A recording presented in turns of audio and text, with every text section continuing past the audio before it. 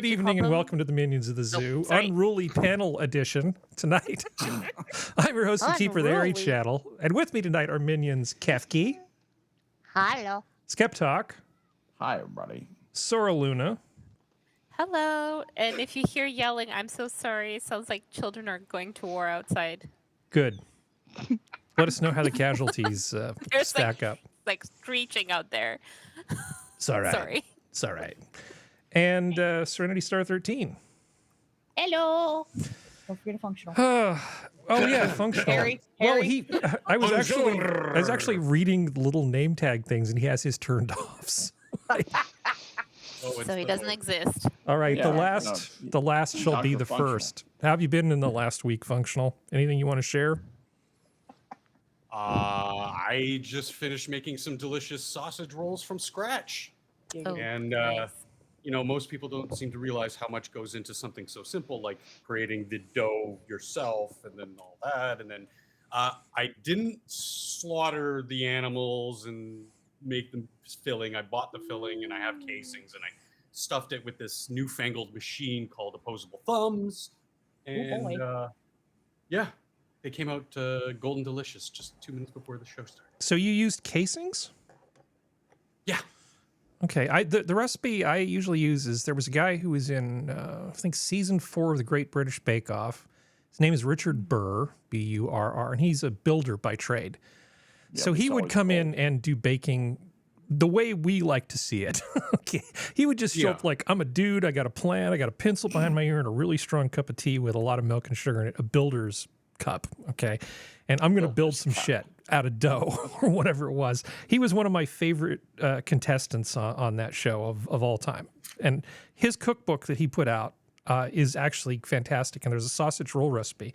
He takes the rough puff pastry and then he just takes the sausage roll filling, gets some like ground pork, and then just seasons it with fennel and a few other things, a little bit of red pepper flake, and then just that's what you should do. Just puts it in. There's no need for sausage casing inside a sausage roll.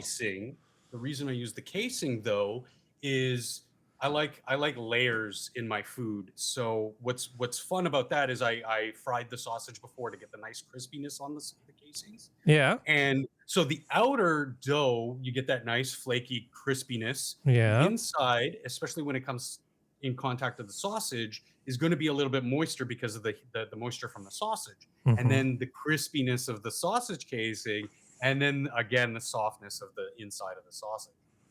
Okay. Well, and it's a chorizo. It was a chorizo mix too, so it's got a good bite to it.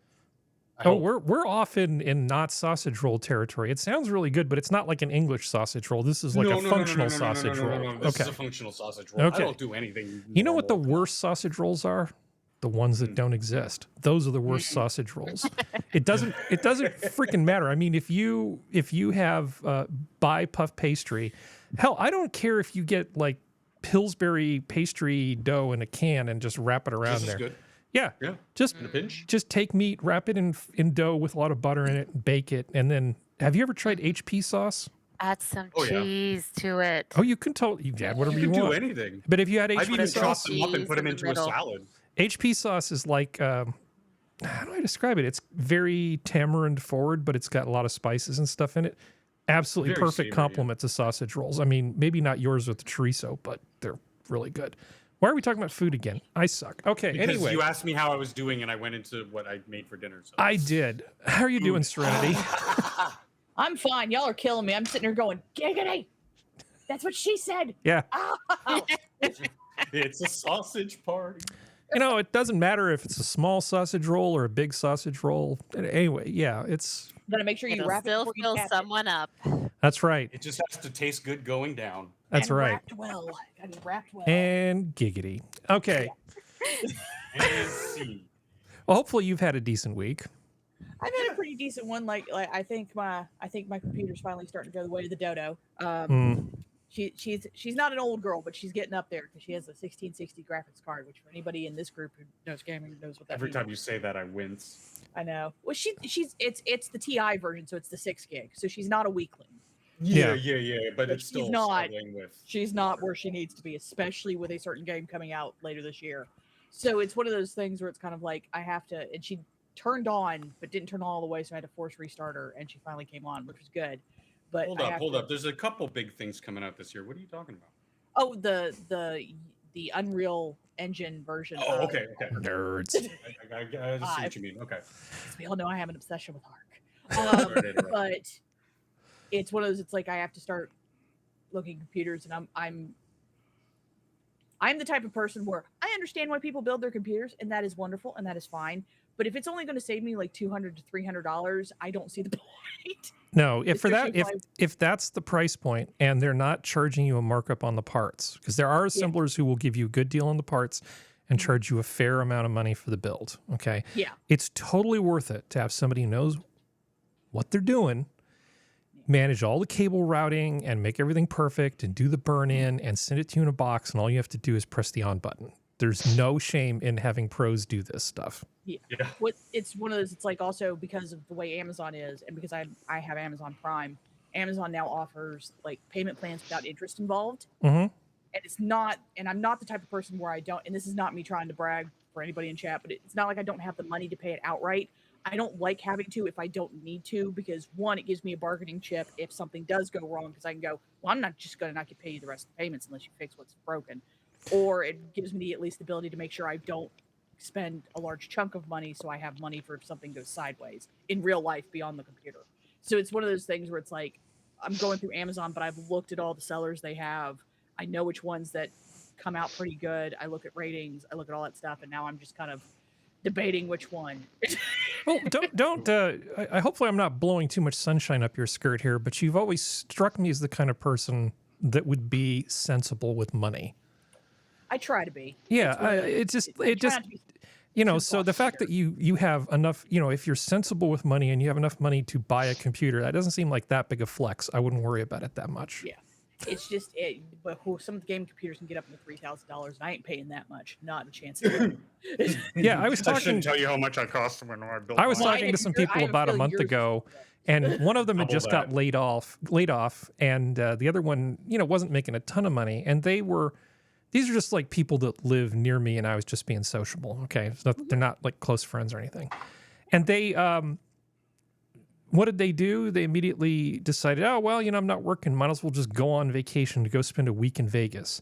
If I was living sort of paycheck to paycheck, the last thing in the world I would do is go spend a week in Vegas if I didn't have any money coming in. That isn't any kind of investment down the line to like make more money. It is if you do it right. Oh, don't. I mean, on top of computers, that's why I spend so much money on my computers, because it's how I make money. Yeah. And I agree with you, getting a pre-built system. Well, if you don't know what you're doing, that's a perfectly easy route to go. Just make sure that a lot of the stuff is modular, so that if you need to not spend as much on memory or a video card or whatever, now down the line you can go and be like, okay, well, you know, I got a job or whatever, came in this money, and I'm going to buy that, you know, fancy 4080 or whatever. Oh yeah, no, that's what I've been paying attention to, because a lot of the systems don't. Once again, anyone who's played Arc, you know how big those fucking files are, and like it's like half a terabyte, all the maps and everything with Arc. It's almost Serenity, the used GPU market is looking pretty damn good these days. Oh yeah. It's the reason why I like the pre-built by companies that aren't like HP or anything like that, but like the other companies like iBuyPower and CyberPower and stuff like that, because their stuff is still able where you can take the side off. I can add a hard drive if I want to add it, or an SSD, or I can add more RAM, and that's part of what I've made sure I've looked into to really, because I don't want because a lot of times on Amazon they'll show you like the side of the computer where you can see through the panel. Yeah, this way I can see if they have any openings. Add blinky lights. You want to use those types of builders online, because it's like going to your mom and pop shop computer store in your own town and going, hey, I want to build a computer, and you know, it's better than. Don't buy HP. Don't buy Alienware or whatever. You're going to be paying out the butt.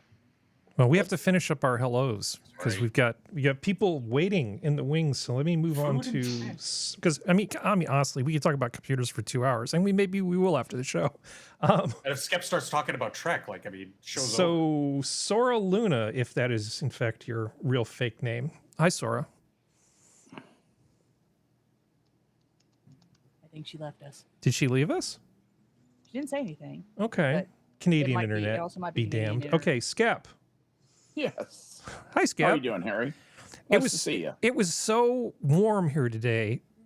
How warm was How it? warm was it? When I got home, I thought, man, it feels a little warm in the house. And I went to the hallway. It was 76 degrees. That's a lot. I had to turn on a You're talking fan. to somebody who has no air conditioning. I know, rather and warm it's down been like is it finally dropped below triple digits for you guys, or are you going for some No, new it's still- bizarre record? 107. Holy 105, crap. 107 every day. And with no air conditioning, it's very, very warm. Any word on when you might get air conditioning again? Yeah, Tuesday. They're Okay. coming out with an entire new external unit.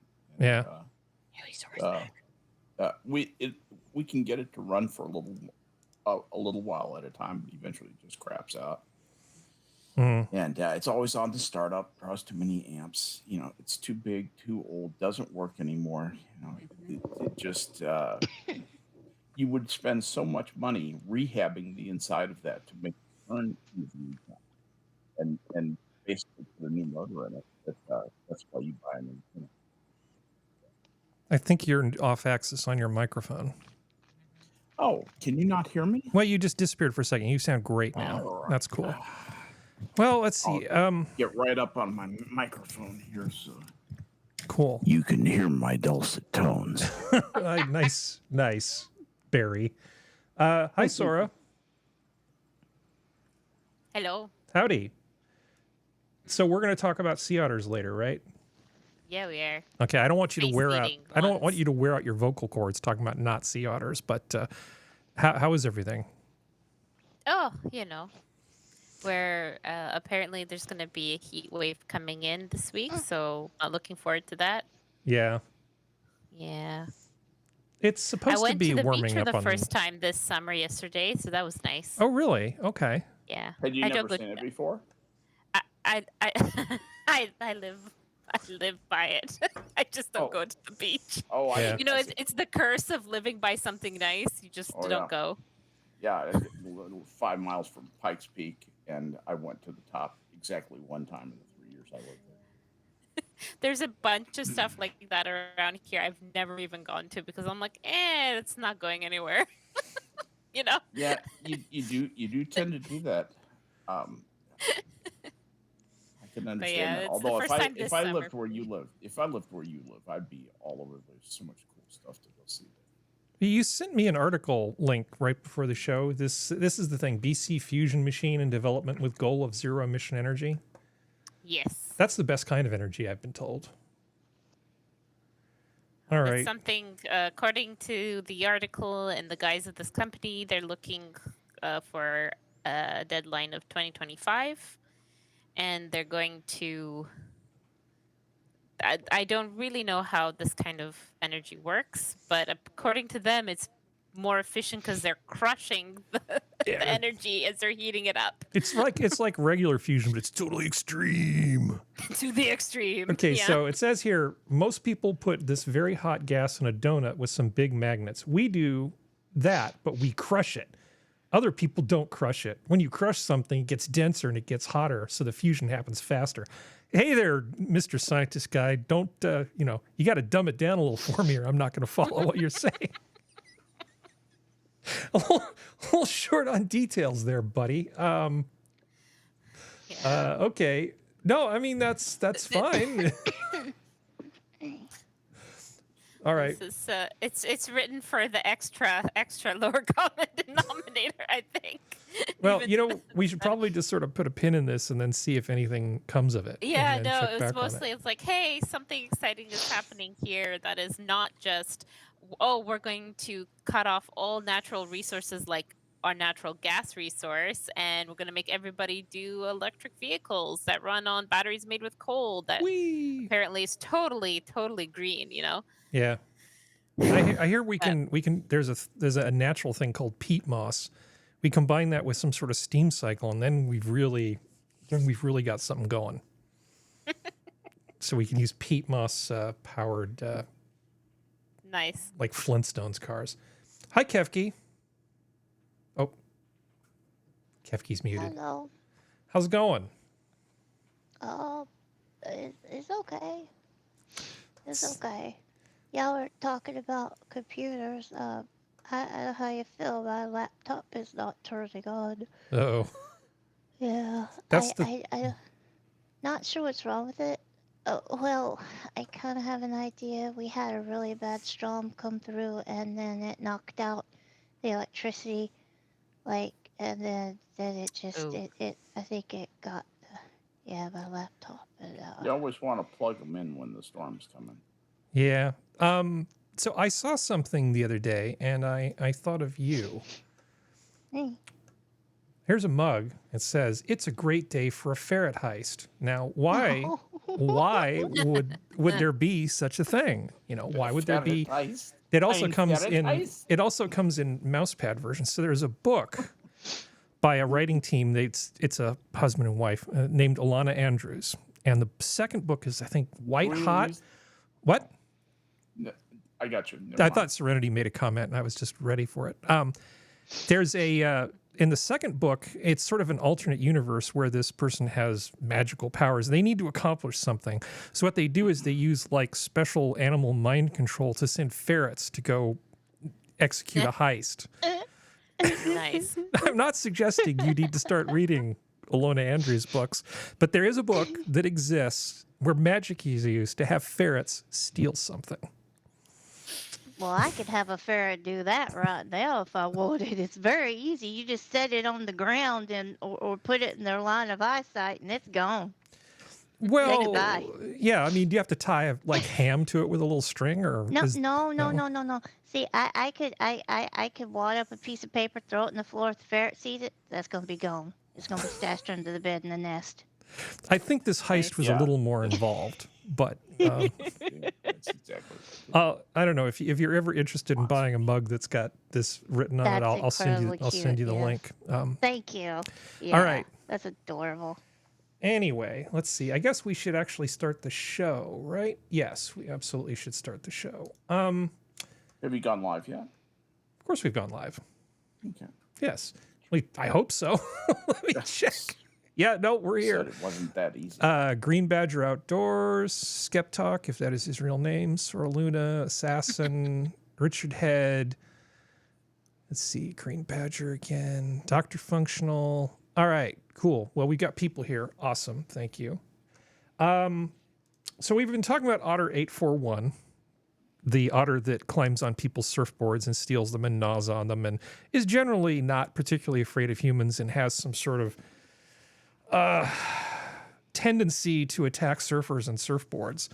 And so I figured, this can be our white whale. This can be our thing that we chase until there's nothing left to chase. The Republican otter.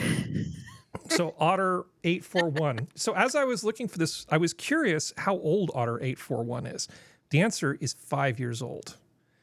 So the otter was actually we know this because it was now. raised in it was born in captivity and tagged. So we know when it was born. We have a record of So we raise and train otters to go and bite surfers. the not attack otter. quite. So I'm Sora's kinda okay going to with tell us that. a little bit about the raising part of it. But this is Oh, a video, please. and I was I was trying to find information about 841's childhood to see, if she was really a bad kid and that kind of thing. And Yeah. I couldn't find like a birth record for 841 particularly, but I did find this video, which I think you'll like. Let's see. Let's go back to the beginning. Yeah, thank you. A cuddly surprise had guests at the Monterey Bay Aquarium crowding the outer deck today, all trying to get a look at the newborn otter pup. Action News reporter Bryn Whitaker stopped by the aquarium. She brings us the story. This furry fluffball took in its first few hours of life in the calm waters of the Monterey Bay Aquarium's open ocean tide so pool. fluffy. The otter baby quickly became the center of attention. It was cuteness overload. Human kids aren't nearly as cute. But yeah, no, at and the- then they kind of like, no. at the Monterey Bay Aquarium, they have like a little area where otters can come to sort of get away from the bad weather, and they can have their babies there if they want, not being buffeted by the sea and that sort of thing.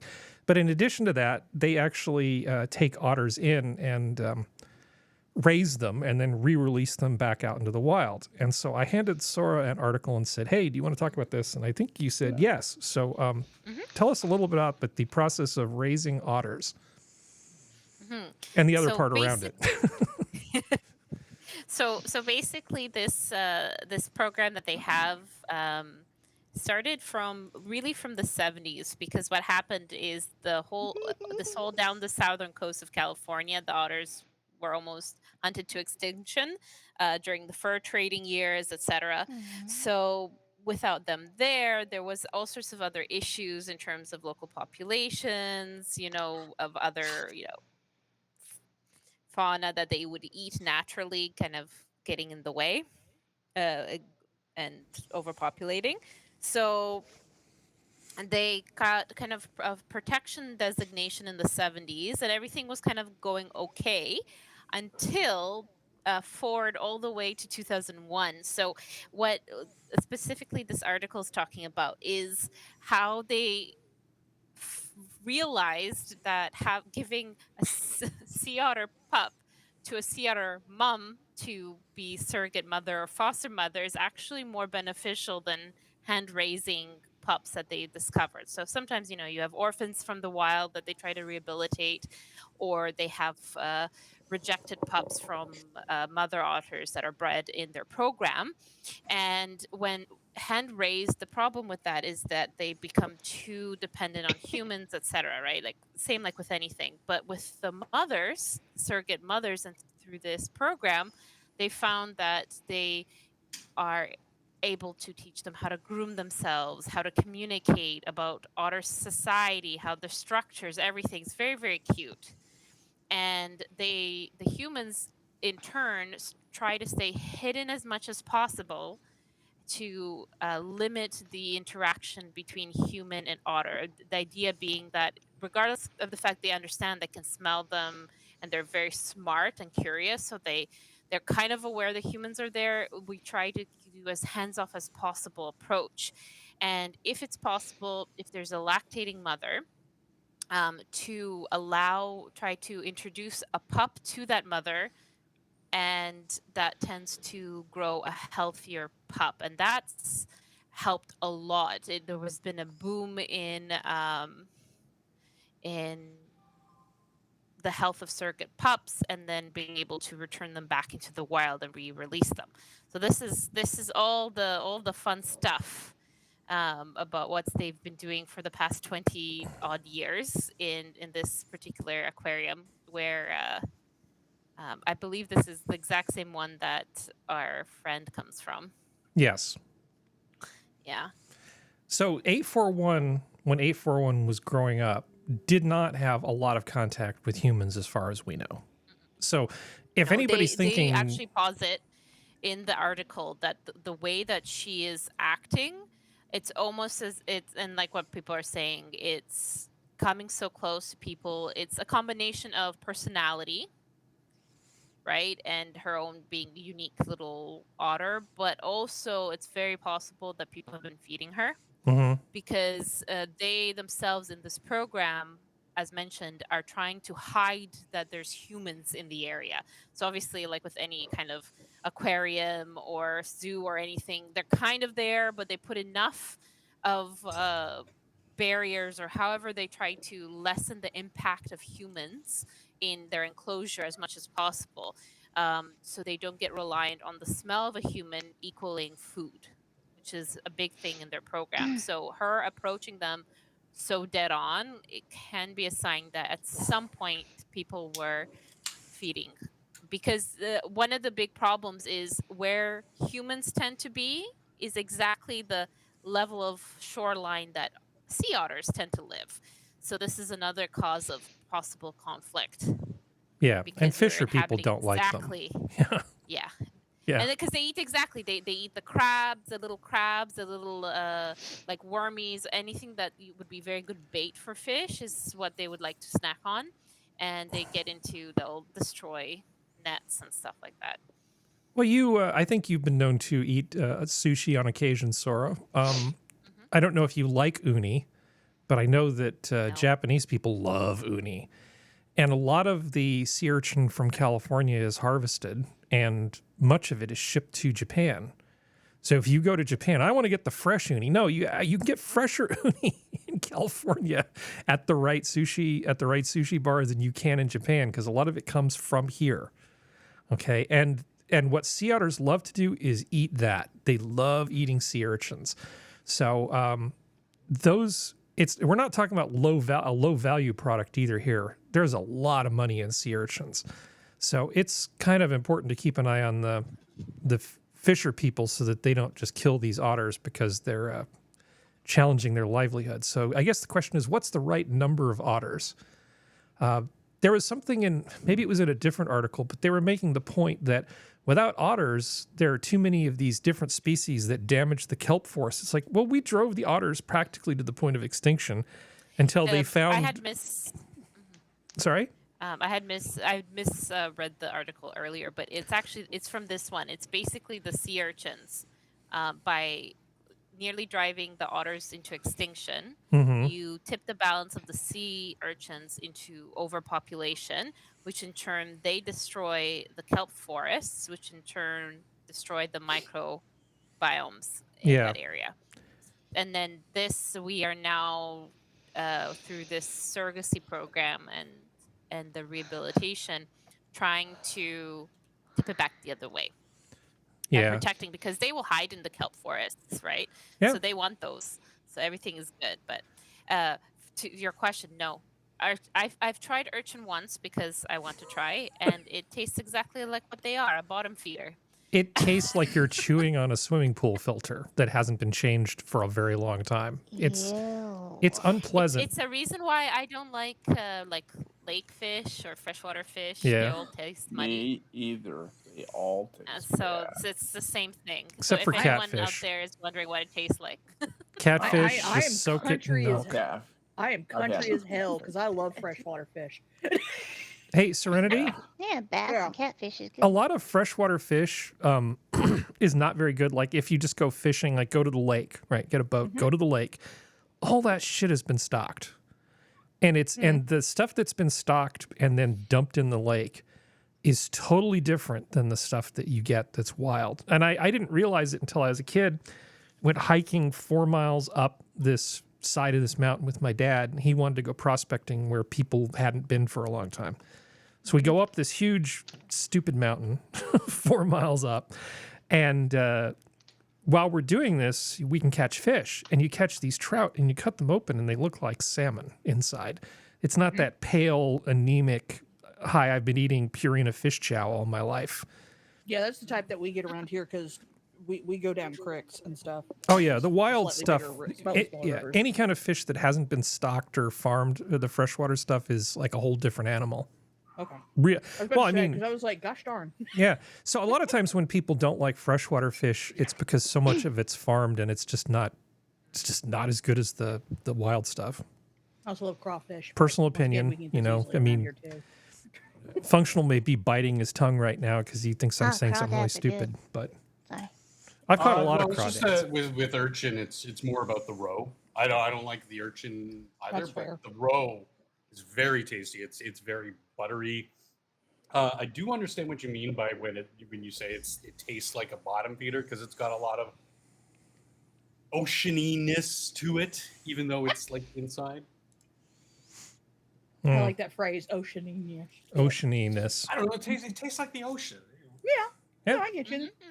That makes I'm sense. not a big fan personally, but It's Hey, as if it everybody's came got their from own the thing. ocean. Yeah. You know, Well, I love fish. I do the suck the brains out thing, giggity. Like it's just that's the way I am. We got crawfish boils around here. sounds good to me. Crawfish boy. Hey, nothing wrong with Do you that. suck head? Do you suck the Darn heads? Do you suck the heads, Serenity? Yep, especially the big ones. The butter of the crab. The big wet one. Yeah. All right. So, update on X. We talked about the Yeah.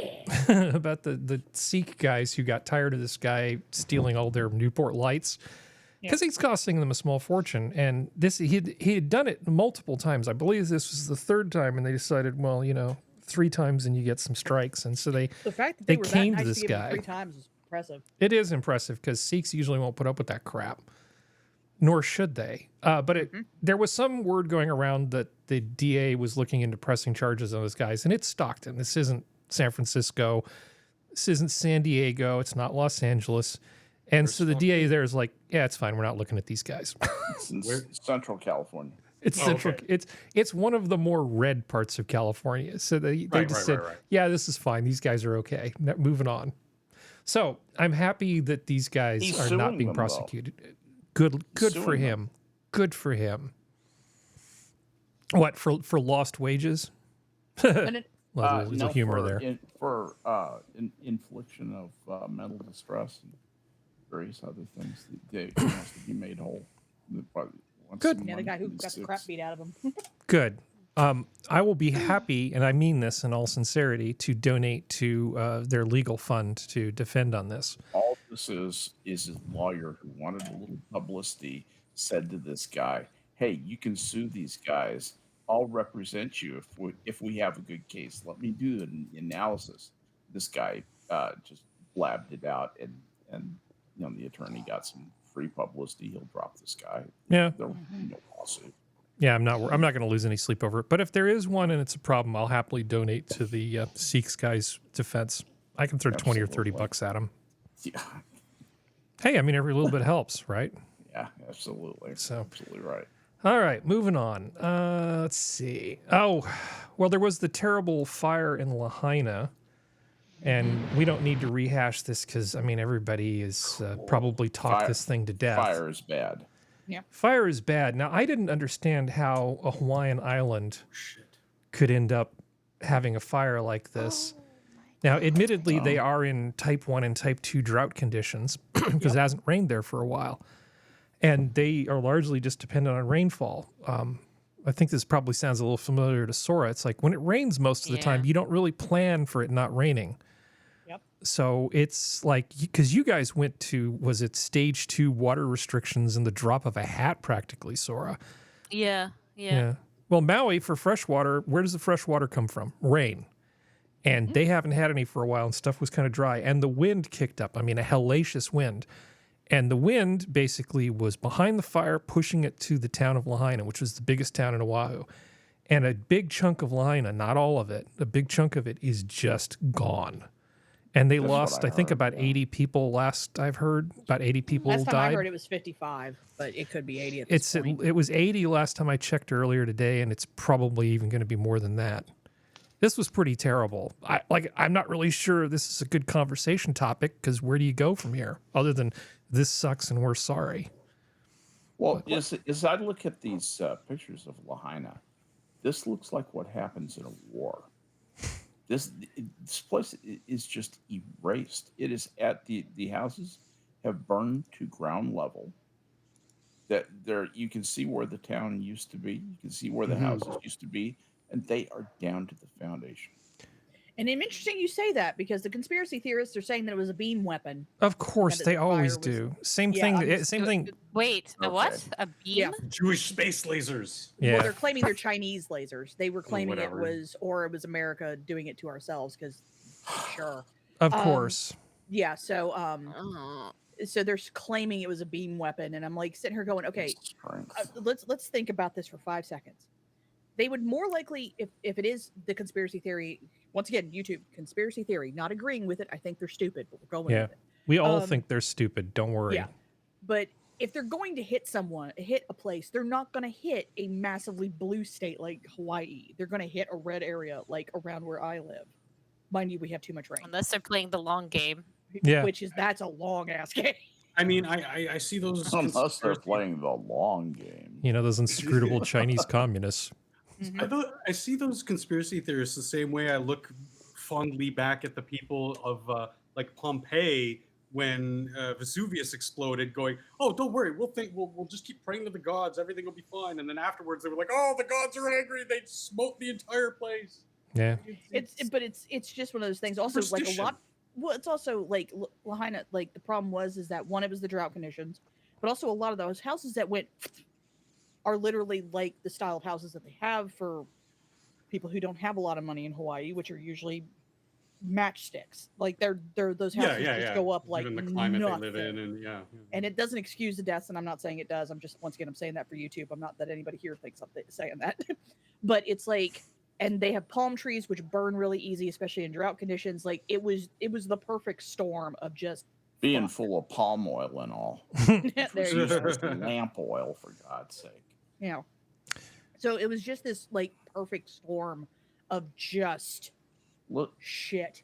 you know, one thing people have to look at the economic aspect of this. Hawaii's Office of Consumer Protection has instituted a price freeze for all commodities on the island of Maui, and so they've got 1,000 people missing. They can't find. You know, they think death toll's like 100 people right now, but it's going to be a lot higher than that. Anyway, this price freeze is scheduled to be in effect at least, for a month or two. And it means that commodities have to be sold at pre-emergency prices. You can't gouge for fuel. You can't overcharge for food or water or ice or gasoline, cook fuel, batteries, generators, medical supplies, construction materials. They've got it all covered. They said that Maui's historic resort town of Lahaina has been largely reduced to ashes. I can't believe it. It's just gone.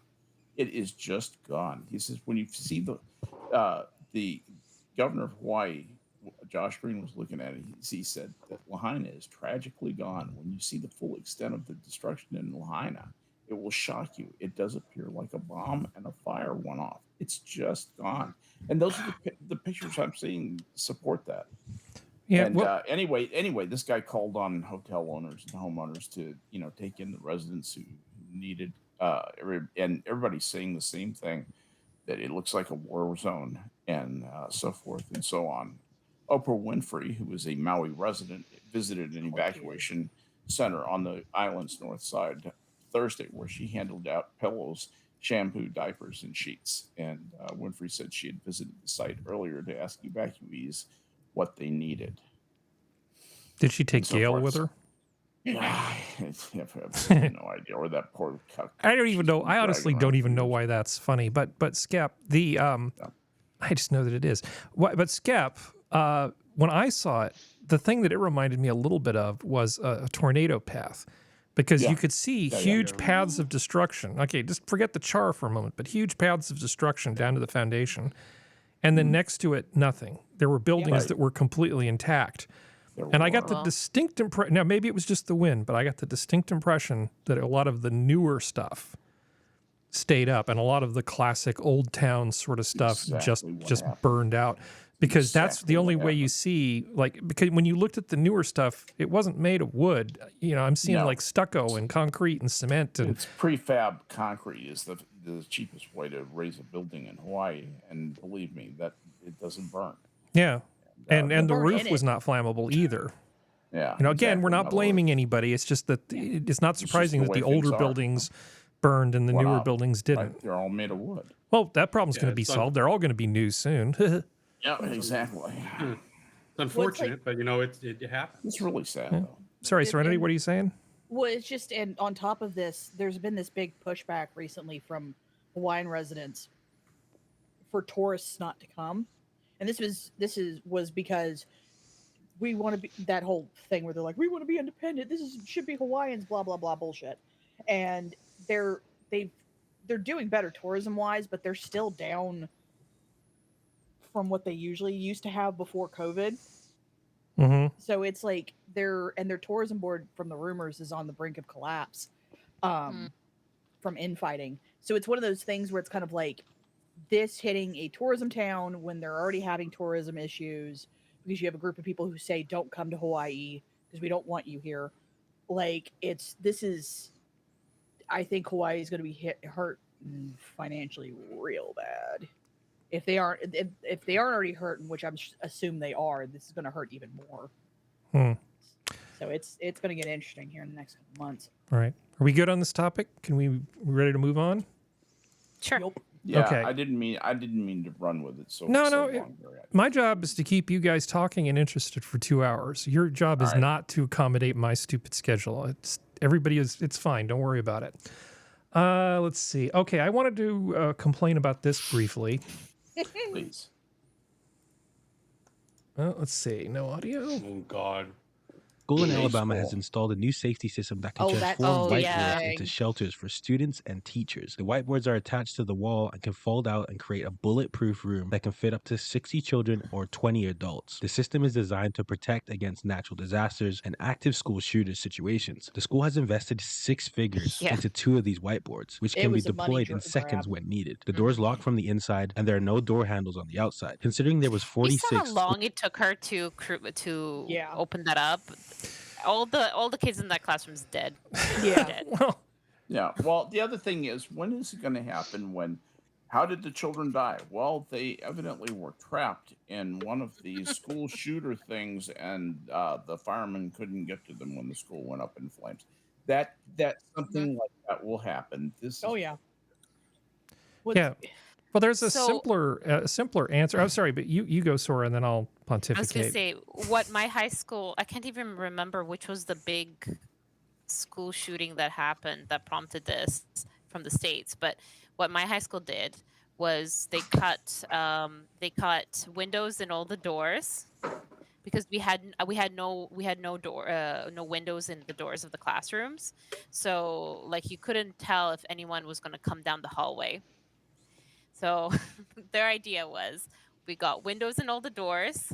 We Mhm. have each door is lockable from the inside, and one lock cannot open from the outside without destroying the door, which would give you enough time to call 911 and hope the rest of the school gets evacuated should there be anybody on campus. Hope you don't live in Uvalde, basically. Yeah.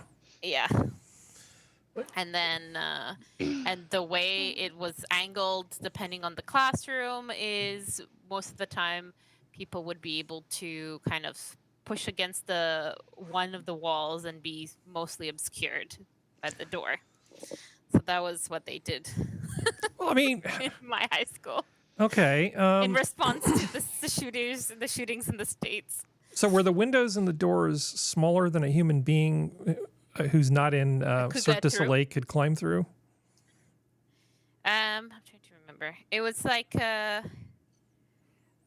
I would say maybe a very thin, flexible little person probably get through. Yeah. So other than Cirque du But- Soleil, nobody's getting through that window. Okay. Yeah. Then I guess that's like a plan. But anytime you're dealing with security, physical security, which is what we're talking about, you have to look at concentric rings of security. And one of the big takeaways from Uvalde and a number of these other shootings was somebody got inside that wasn't supposed to. That Yeah. outer ring of security failed because somebody wanted to go have a smoke break, and then they taped over the automatically locking door, or they propped it So- open, and then It- and then the shooter comes in and does all this stuff. Uh-huh. Now there was a story. That's exactly how it would have happened if it would have happened in my high school, because there was Yeah. literally the side door that we all went out of to sneak off of campus at lunchtime Yeah, when you weren't supposed to, if you weren't one of the grades where you were allowed to leave campus.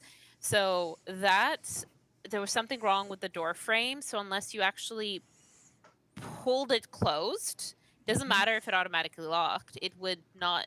It was like it was swollen or something, the door frame, so it didn't close. So you didn't even have to tape it shut or anything. It for some reason it didn't trigger. There was a door open, and also our security cameras. It was a dead zone, so good planning. it was good planning, and it was stayed like that. I think they fixed it after I graduated. But 6 figures for 2 classrooms is kind of ridiculous. It's like That's you really need to start with like step 1, that outer ring of security. There was a story in the news recently, and I couldn't find it. I went back looking for it and I couldn't It find was it. a Jewish school where the guy tried to get in and. Oh, they had good. locked You the door. know about it then. So can you briefly describe what happened? God, I want to say it was in New York. It probably was, or it was New York or Chicago. But it was basically a guy was trying to get into I think it was it was either Jewish elementary or Jewish middle school.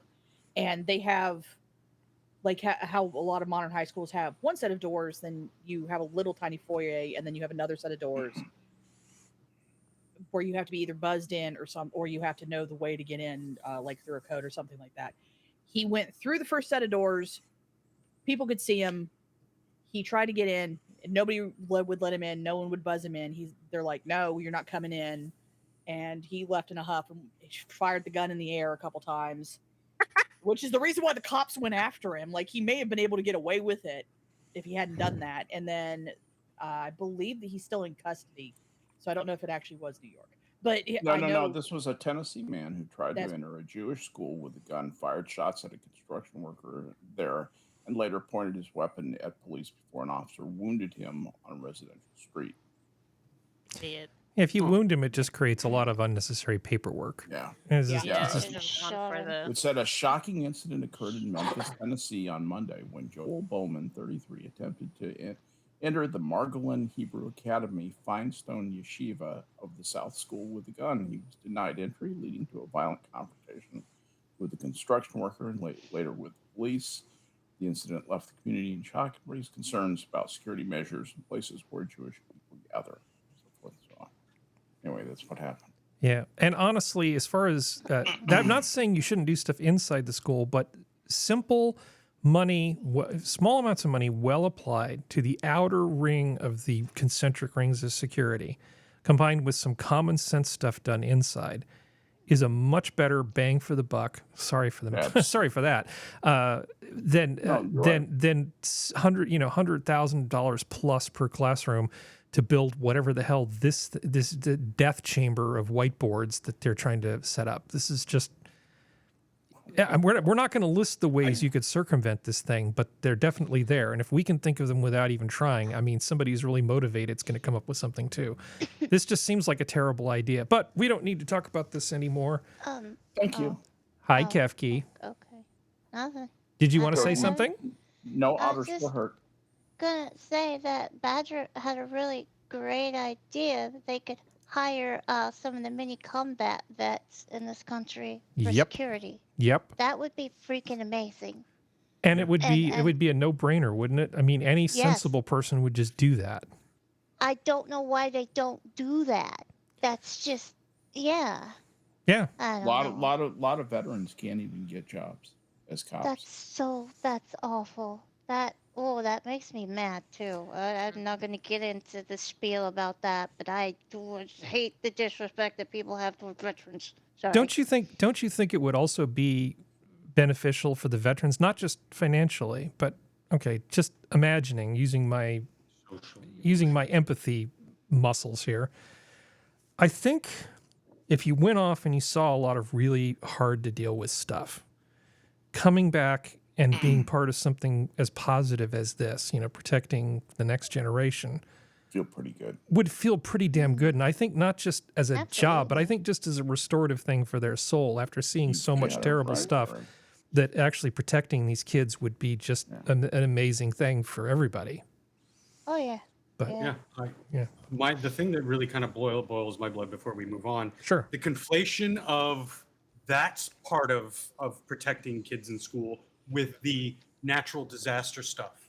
And there's not going to be a one size catch all. And this is to use the term liberal mindset here, is they want a one solution fits all sort of scenario where somebody in her school in Hurricane Alley somewhere is going to need different solutions to potential disaster problems than somebody in Florida, where flooding, tsunami things are more at the top of my mind, whereas opposed to a hurricane, have a basement, done. That's one solution for that. You couldn't use that solution in, say, Florida, because the flooding, where's it going? It's going down. It's going to go into that basement. Mm-hmm. So you need a different solution. So tailoring solutions to the problems, it's always the better solution in my mind. And conflating them and combining them is just so silly and enraging. Yeah. Well, if you're going to build a nuclear reactor and it's next to the ocean, maybe don't put the emergency generators in the basement. Just saying. Yeah. That was Fukushima, right? By the way. Yeah. But what Sora said, most of the teachers in schools do not have the strength to pull that kind of door. You saw that woman. It can be deployed in seconds. Lying sack of crap. Yeah. 20 minutes later. Well, it's like it's also that kind of jointing that you have to do to have that kind of metal be able to bend to like do that kind of right angle joint. If you don't do that like once a week to make sure or oil the joints or check up on them, they'll lock, and then you can't get it to move again until someone takes a hammer to it or something like that. Yeah. So it's like unless they're doing drills once a week and you actually have a janitorial staff who will check the joints, the hinges, like you're when the shit so much comes more. down, it ain't happening. There's so much more work and effort and prep and everything and maintenance than hiring security. We have security for everything else. Just lock the damn door. Not Yeah. school. Just lock the door. Lockable doors. Please. Don't they have in certain countries and stuff? Don't they have like locking gates on the Japan school has property? locking gates. Korea does Like not too. just the building itself, but yeah, exactly, like Yeah, the locking courtyard gates. Yeah. So It's you like- have to be in before you're late, kind of thing.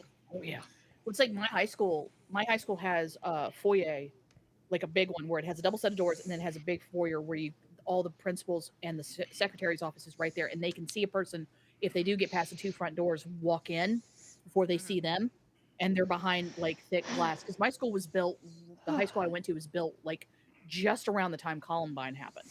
So they did a lot of stuff in the building to make sure that like they could make sure that no one could get into certain things. And those were the only doors that were unlocked during school time. So one, we had security on site. Two, they made sure that they could see people who walked in before they could see them. And three, they had to walk about a good portion of the way into the school before they could even get to the cafeteria if kids were even in a group, like to even get to kids to hit them or anything like that. And two, because my school, every grade had a vice principal, and then there was an overarching main principal. Two of the vice principals were ex-military. So it was one of those things, and it's West Virginia. I dare you. Yeah. So Good it job. was like no one came to my school, and we were like 3,000. We were 3,000 students. So it's one of those things. There is ways to do it that is a lot cheaper and a lot better, but I think that was just a cash grab by someone who saw a bunch of scared people. And I invented something. If Yeah, you like it's just children, you'll pay me money. And it's like, Yep. no solar freaking Your mom roadways, no bulletproof whiteboards. This is all stupid. Anyway, Yep. I feel like Solyndra. we need a palate cleanser, right? I think Yeah, we all please. agree after Sure, talking about agree. that. Dog days Theranos. of summer, and some of our furry friends were cooling off today in Pacifica. The World you. Dog Surfing Even though this is so Championships cute. kicked off this morning at Lindemar Beach. That is so Thousands gathered in the morning fog World to Dog watch their Surfing four-legged surf Championships. stars Oh, take it's a to the king- it's a water. King The winner Cavalier. received the Golden Surfy Award. So But most King people Charlie? told us that being top think it dog was. is more of a state of it mind. looked like it was, but it was so wet. It's It's a hard to difficult thing to learn how Yeah, I to know. do Yeah, for, it is. for anybody, Yeah. let alone a dog. They do have one advantage. They have four-wheel drive. But, you know, if they love the That's the water marketing and you're for in it. the water and you love the water And look at how they're all and you're dressed. That's how smiling, cool it is then in they're going to California just right start now. doing And stuff to, make it work out. Definitely Their the right little life marketing. vests Aw. and leashes are so cute. There was also a dog fashion competition and plenty of pets up for fashion adoption too. Oh.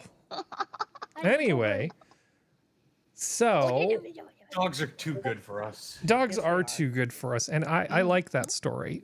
By the way, Pacifica is a lovely little town. It's sort of how do I Oh, yeah. describe Pacifica? So it's south of San Laid back and Francisco, weird. on the coast, north of Half Moon Bay. So laid back. There is there's a barbecue place there that's in like an old rail car. Well, two of them put together, and it's called Gorilla Barbecue. Some guy basically quit his day job and because it turned out he's really good at barbecue, and he's a big Paul Prudhomme looking guy. But man, they have aside from the fact that they just make legit barbecue. Why am I talking about barbecue again? I'm so freaking hungry. They take their macaroni and cheese and sort of put it like kind of part way into the smoker, and their mac and cheese for the Yeah. side Yes. they Smoked have mac and it's cheese. smoky That's the mac and thing. cheese, and it has crumbled That's the goldfish thing. crackers over the top of it. Brenda- Oh my Brenda God. makes that. Okay, Brenda okay. Stuff makes is so that. off the It's hook. amazing. My wife makes that. It's amazing. Anyway, Pacific is a lovely Amazingly town. American. It's so awesome. You haven't lived. It tastes You like haven't craft dinner with smoke. I mean, I want to try it. It just sounds very American. A way to cheat at home You is got to use a realize little this cheese. is with cheese and really high quality noodles. This isn't the mix you get. This is something that she creates. It's really pretty wonderful. The only That video sounds I know delicious. of about them is an episode of Diners, Drive-Ins, and Dives, and we'll probably get copy struck into oblivion if Oh, I have the yeah. nerve to even touch that. Heartbeat. Don't So. even Yeah, no, don't no. even think about that. Yeah, so that ain't gonna happen. But this, to me, is practically a palate cleanser. Okay. Yeah, that's kinda It fun. may not seem like a palate Yay. cleanser to most people, but I think this is a But palate compared cleanser. to what's coming up, Improvised explosive device used to bomb tent full of homeless drug addicts in ongoing turf war near Seattle Hospital. Okay. Now, Jeebus. is it a good? Are you saying it's a good thing or a bad thing? Wait, this is good. This is so- fantastic. Where do we stand on this? I'm totally pro meth dealers blowing up each other's stuff. I think I'm that's kind of good with it I myself. mean, it kind of solves the problem, doesn't it? it. It Blow up does. each It other's takes care of labs. something. Enjoy. So Yeah. I want to just read a Those little bit chemicals. from here so you get a sense of the flavor of this thing. Yes. Survivors told investigators that the former leader of the encampment, named Coconut, had recently been replaced, and as a result had come back with a firearm and shot at both the old smoking tent and the new smoking tent, and held the people inside the tents at gunpoint, robbing them of everything, in quotes. According to court filings, Coconut is connected to drug trafficking operations in the area, as was described in the report as a Pacific Islander / Asian male in his 50s with cornrow-style braids, with graying hair, wearing a gray t-shirt and tan cargo pants. I've Not seen a this typical movie. Okay, hold on, hold homeless on. guy at all. He was identified as Michael Bonito Shemp, 55, and is associated with a short white female with tan skin with the alias Monkey, who has been identified as a 39-year-old Michelle Desire Shemp. So a man named Coconut and his accomplice Monkey went back to their meth tent city Yes. and Got shot burned up. it. Basically, they put improvised explosive devices around it and blew the damn thing up. Now, luckily, the people did escape. So YouTube, they I'm not. blow This isn't themselves gore. You can't come after me. Nobody died, but Did they blow themselves up at all? they didn't blow themselves up. They did this little strike, and within days, Alright. people were already taking cans of gas and chemicals and stuff and rebuilding their meth complex. Sure. That's As that's you do. like- As you do. As you do. Yeah, Coconut and Monkey. She's dying. And I still like this Monkey. image of this Asian Yeah, Pacific Islander guy in his 50s with cornrows. It's like, Yeah. what? Gathering up the tools Yeah. of their trade. Yeah. Sorry. I'm sorry. Make a living. In the new Yeah. America. Yeah. Workers' Okay. Utopia promised by Gavin Newsom. Yeah. It's, sometimes Lucky. it works itself out. This is brought to you by the Chinese. See, I Communist hadn't Party. actually looked at this. The world finds a way. Latest Sorry. on the I-5 encampment fire from last Friday. My sources are telling me it was related to a My drug sources are turf war telling me. gone bad. Yeah. Wow, I don't look have at that. the information. Amazing. Yeah. Good job, Mayor of Seattle. It's quality debris, Mayor. Okay. Let's see. That was a do-do-do-do. bad dude. I'm Let's sorry. see. Oh, Corn Pop? He's dying. Corn Pop was a bad dude. Yeah, okay. Yeah. Let's see. I got that on my board. Bad dude. Let's see. What do we want to do next? Coconut. Don't forget to breathe, Kip. You don't forget to breathe. I am Coconut. See me and despair. Look on Okay. me. So You're the my next greatness. thing is pretty terrible, and it's going to Uh-oh. make Okay. Oh, everybody no. Okay, kind of everyone take a sort deep of. breath. It's going to make Alright. everybody kind of mad. Get the giggles out. Okay. Remember hearing the name convicted Clive what? Bundy, Skep? Yes. A Clive UK man Bundy. who was convicted of sexually abusing his daughter, adopted a transgender identity from prison, and now will now use the name Claire Fox. Now, Claire Fox is a member of the House of Lords in the UK, who's actively campaigned against transgender issues. Okay, so Okay, not so only it's has Clive Bundy, terrible, horrible sack of shit human being who doesn't really deserve oxygen. is he not only going to be released from prison, but by claiming that he's now Claire Fox, because of the way the law is set up in the UK, when somebody goes to do a background search on him/her, they will not see all of the terrible things that this person has done. They're using this as a loophole, to basically avoid ending up on any of the registries and lists and things, because their criminal record disappears, because that's what their dead name did. This is so ridiculous. In front of you, Britain is dissolving. It's really changing. Right. Really, truly changing. Yeah. They need to still be in prison. This is not right. It should follow them. Yeah, I can't even say most of the things that this piece of shit did. I mean, there's like bad people in this world, and then this is like, he's like one of the really bad ones. And we don't want to go with the wood chipper. Yeah, why? This guy's wood chipper. This guy shouldn't be let out, first of all. And second of all, the fact that he can basically claim transgender status, and it's as if all of his sins have been washed away as far as the public is concerned, is insane. They should not let they should not let people like this use laws that are designed to, help people with gender identity problems to cynically use them. Have a nice day, Claire. No, you're not moving anywhere. You're in the concrete box. We think you're a lying piece of shit trying to work the system, so your name is Clive. You just don't get to do this. You can still wear the outfit, but we're still going to call you Clive, because there's no way we're letting you out from under your record. Clive. But the record should follow. Even if they change the name, they change everything else. Okay, it should be okay. So this is this person, but they used to be this asshole, and this is what they did under this name. This is what they did, and no, agreed. But England's worked themselves into a corner, and I think a lot of people either don't want to get out of the corner or don't know how to get out of the corner. Well, there's a comment. There's a comment from the daughter who was abused, right? And I can read that. I'm sure she's pissed. By being allowed to keep his change of identity a secret if he so wishes, my father, Clive Bundy, is being permitted to divorce himself and his name from the heinous crimes he committed against me, she said, according to the Daily Mail. I was abused as a child by a man who now identifies as a woman, and I only know, the victim only knows, because he allowed them to tell me. It's just appalling that his right to privacy seems to overrule any rights I have as a victim. Yep. Told you this was going to make you angry.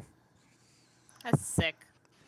Yeah, I don't even know why I put shit like this in the show sometimes, except for the fact that if I'm going to be pissed off, I figure I need company.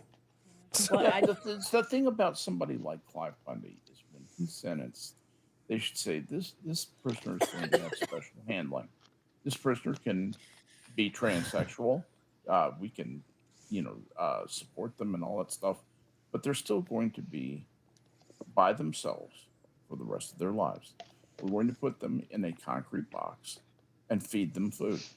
They will exit that concrete box when they are dead. That's what they should do with this person. I'm really not kidding. It's a box made of whiteboards, but this one's locked from the outside. I mean, this one doesn't have a door. If he holds to pattern, this is a very sad thing to say, but if the type of person he is and the type of people who do this kind of crap, he's basically going to use the identity change to probably torment his victim. Because if she tries to call the cops, they're going to be like, well, we don't have any record of this being so-and-so. She's like, no, you don't understand. That was the person who did this crap to me. And they'll be like, sorry, we don't have that name on record as doing anything. Because British police are already mostly incompetent now anyway, or incontinent. But it's like, it's just that, like, because that's what they do. They will torment their victims always if they have any ability to do so. And I guarantee that's what. If it was America, he would end up dead at some point. Quite possibly. No. In America, there's different. It's a different handling in America. In America, you don't want them isolated. You want them in the general population so they can get to know the fellas. Well, no. What I'm saying, if he got out and changed his name, she would still have the capability of having a firearm to defend herself.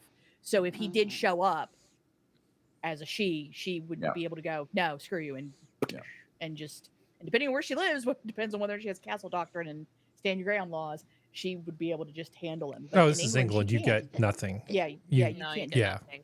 She can't do People- anything. And you're thankful for it. Yeah. People that do this, people that, and I don't even want to call them people, things that Yeah. do this to children, they re-offend. They don't change. They never change. They're always the fucking same. And so I say, don't put them in a concrete box. Put him in a fucking wood chipper. Put him Concrete in a shoes. pine box and bury his ass. Sorry. agree. I'm How sorry. Yeah, about allegedly. just beat the shit out of him and rape him every night for the rest of his life, and have a nice long Good. life? Yes. I think something. Yeah. I think Greek mythology may have a few good ideas, but we'll leave. Bronze bull. Tantalus. Yeah, Tantalus. or Tantalus. Sisyphus. Yeah, well, stem cells got to be good for something, Skep. So just as a semi-palate cleanser here, because that was terrible. Colorado fugitive. Oh, that was a good pun. That was Colorado fugitive who was captured in Florida was leading a posh lifestyle and flaunting his wealth. So this guy actually escaped from federal prison. I kid you not. A career fraudster who escaped from a federal prison in Colorado nearly 5 years ago was captured this week while moving into a $1.5 million house near the ocean on Florida's Gold Coast. Federal marshals arrested Alan Todd May, 58, at his house in Fort Fucking Lauderdale hell, dude. on Tuesday while movers unloaded a U-Haul truck. He was wearing a Rolex watch at the time of arrest and drove a high-end Mercedes, according to investigators who had been surveilling him. You just gotta love that look on his face. Yeah, he's living his best life, don't you think, Sora? Yeah. You know, actually, that whole phrase, living their best life, I learned that from Sora. That was a phrase I'd never heard before. A form of self-actualization. Ah, that feels I love the good. fact Well, you I love know, the fact it was an want this anonymous movie. tipster. yeah, getting somebody caught. got annoyed, you know, by just how much fun this guy was having after breaking out of prison. Well, screw this guy and enjoy your new, much deeper, much more well locked up hole. Well, it tells you the anonymous tipster saw him in a photo at a posh fundraiser. Okay, okay, I like it. I'd like to see this movie though because Yeah. I like what was that one with DiCaprio? Catch Me If You Catch me Can. if you can. I've always liked that idea of people who are just that much above the system that they outthink the system, and it's interesting to me to learn how some of these people think, and you know. So the guy away you're with some talking of this about, the real life person, his name was Yeah. Frank Avignale. I think I got that right. Yeah, Um, Avignale. And the first time I ever saw Catch anything Me with If You him is Can. when he was basically caught eventually by the feds and put away for his antics of impersonating people and writing bad checks and that sort of thing. He was actually interviewed by Johnny Carson on the Tonight Show, and that's a hell of an interview. Yeah, really. In some ways, hearing Frank actually talk about the stuff he did with a guy like Johnny Carson was way more interesting than the fictionalization of it. Now, he went on to become a fairly successful speaker and also doing security consulting because he would, how do I phrase this? Essentially as an expert in forging checks and doing stuff like that, he went around and put together lectures and systems for banks to train people how to spot forged checks. Oh, it's like the one guy, I can't remember his name now.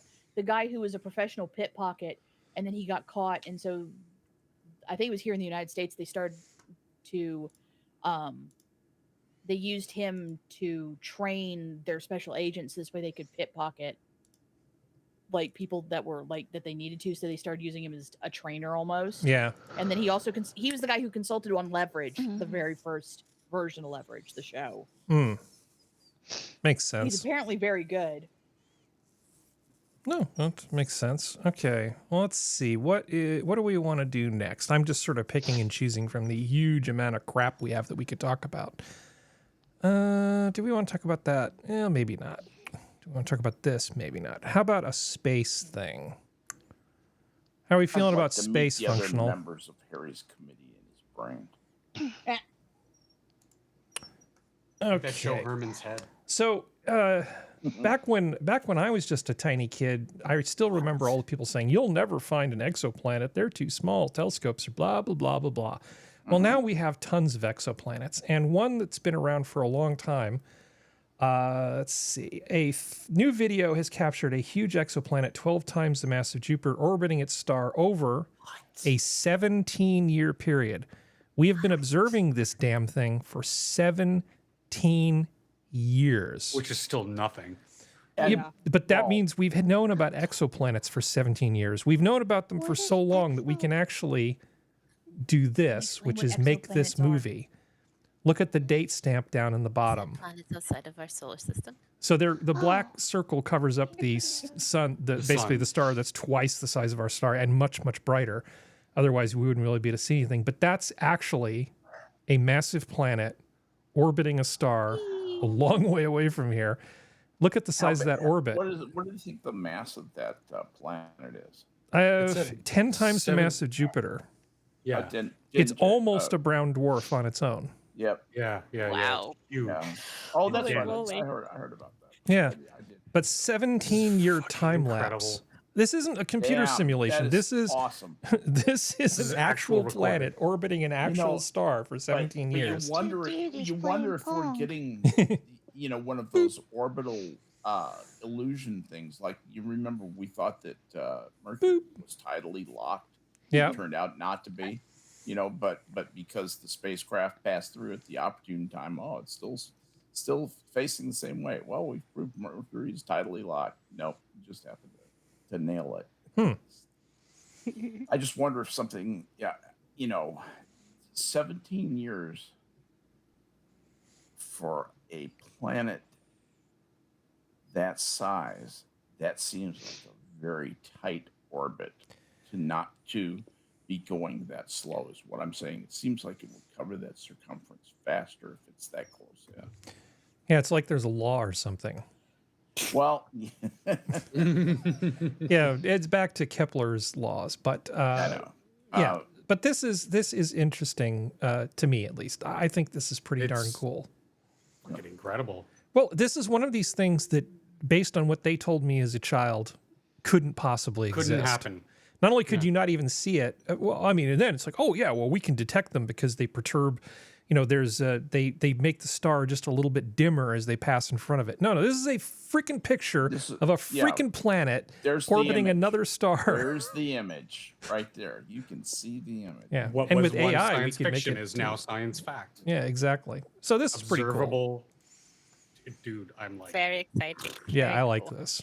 I like this. Me too. I'm all about this. Let's. Okay, well, that's like a palate cleanser here. it is like a palate cleanser. I'm going to go ahead That's and do awesome. this United thing. So let's do United this Airlines United thing. recently caught some heat from non-progressive types because they were talking about their diversity, equity, and inclusion goals, right? And how they were not going to hire nearly as many of these white pilots because those are the worst kind. So I did a little bit of last thing digging. I want to freaking hear Because you're flying pilot United. program that flies people who's in charge of a thing that could easily be flown into something or go boom. Yeah. Is DEI. Well, here's Oh, geez. well, they have they're one of the few airlines that has their own academy for teaching pilots, and this is the graduating class from January. Okay, Let's can take a look at them. Let's take a look at them, and I'm seeing it's a lot of what can Brown do for you. 100% white. males, No, there that's all I see. are a couple white guys. They're in the tall people in the back, looking super happy that they. And there's that they a made it white through. girl, and there's another white girl. No, white girls are different. That's still Oh, I know, Yeah, but that's- they're still that- white though, so it's only half okay. no, white people are okay. They just can't have a penis. Well, I'm gonna stop. I'm gonna stop. Sora, how do you feel about DEI mentality when it comes to nuclear power generation? Because that's basically how Chernobyl happened.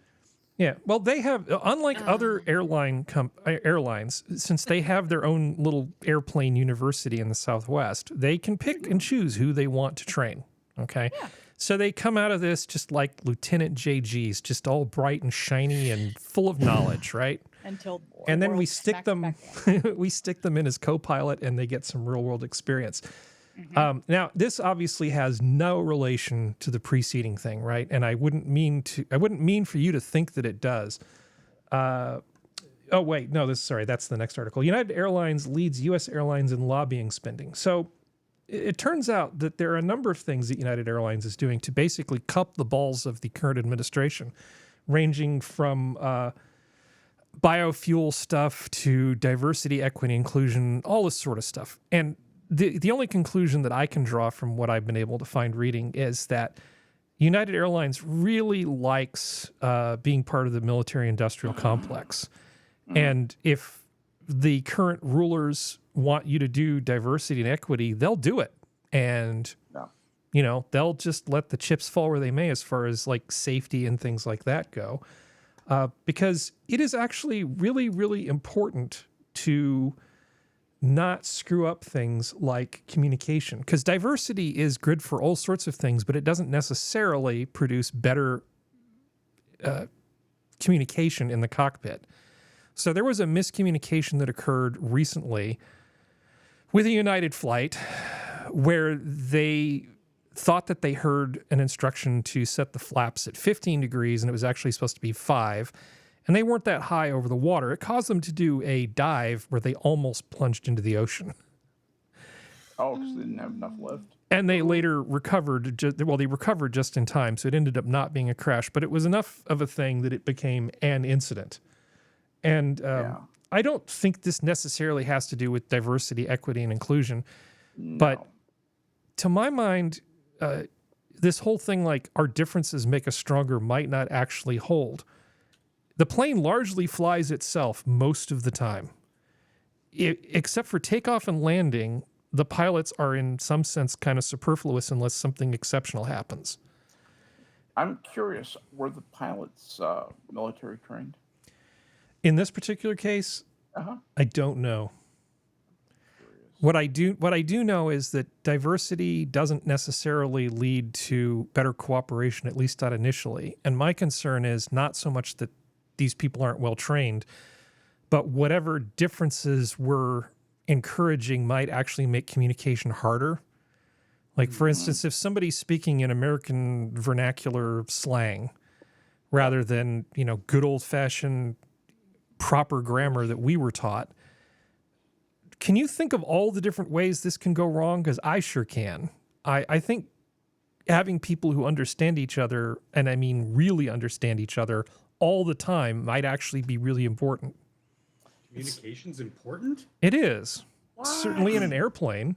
One of the things that is required by the airlines is what's called a sterile cockpit.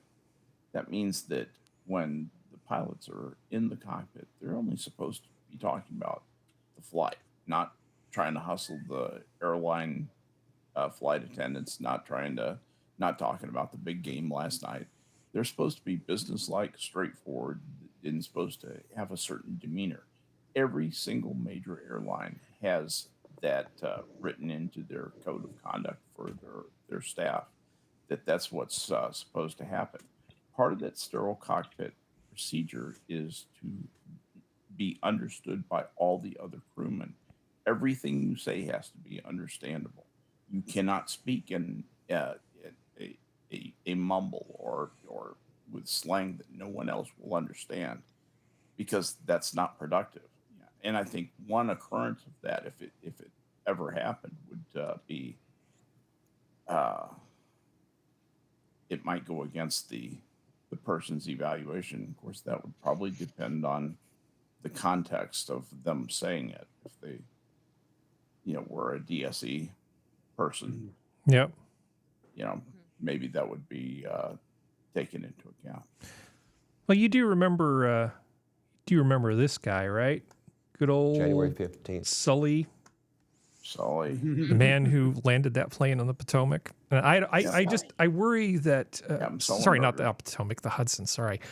I think about what happened there, and I think the facts of what happened with his case, and I think about these fresh new airline pilots. The idea that we can just make pilots that way. We'll send them off to a thing, give them lots of time in the simulator. It's going to be great. Mm. If you took military pilots with thousands of hours of flying time, and then you sent them and taught them the idiosyncrasies of a 777, at that college, fine.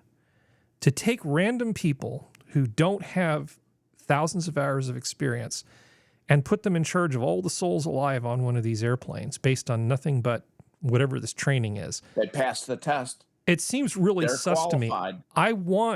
I want the pilots with thousands of hours of experience, Yeah. then train them on the 777 because it's a different system. It's not the same. But stuff like judgment and composure, because if you hear Sully talk about what happens, he says, I was under a lot of stress. We were all under stress.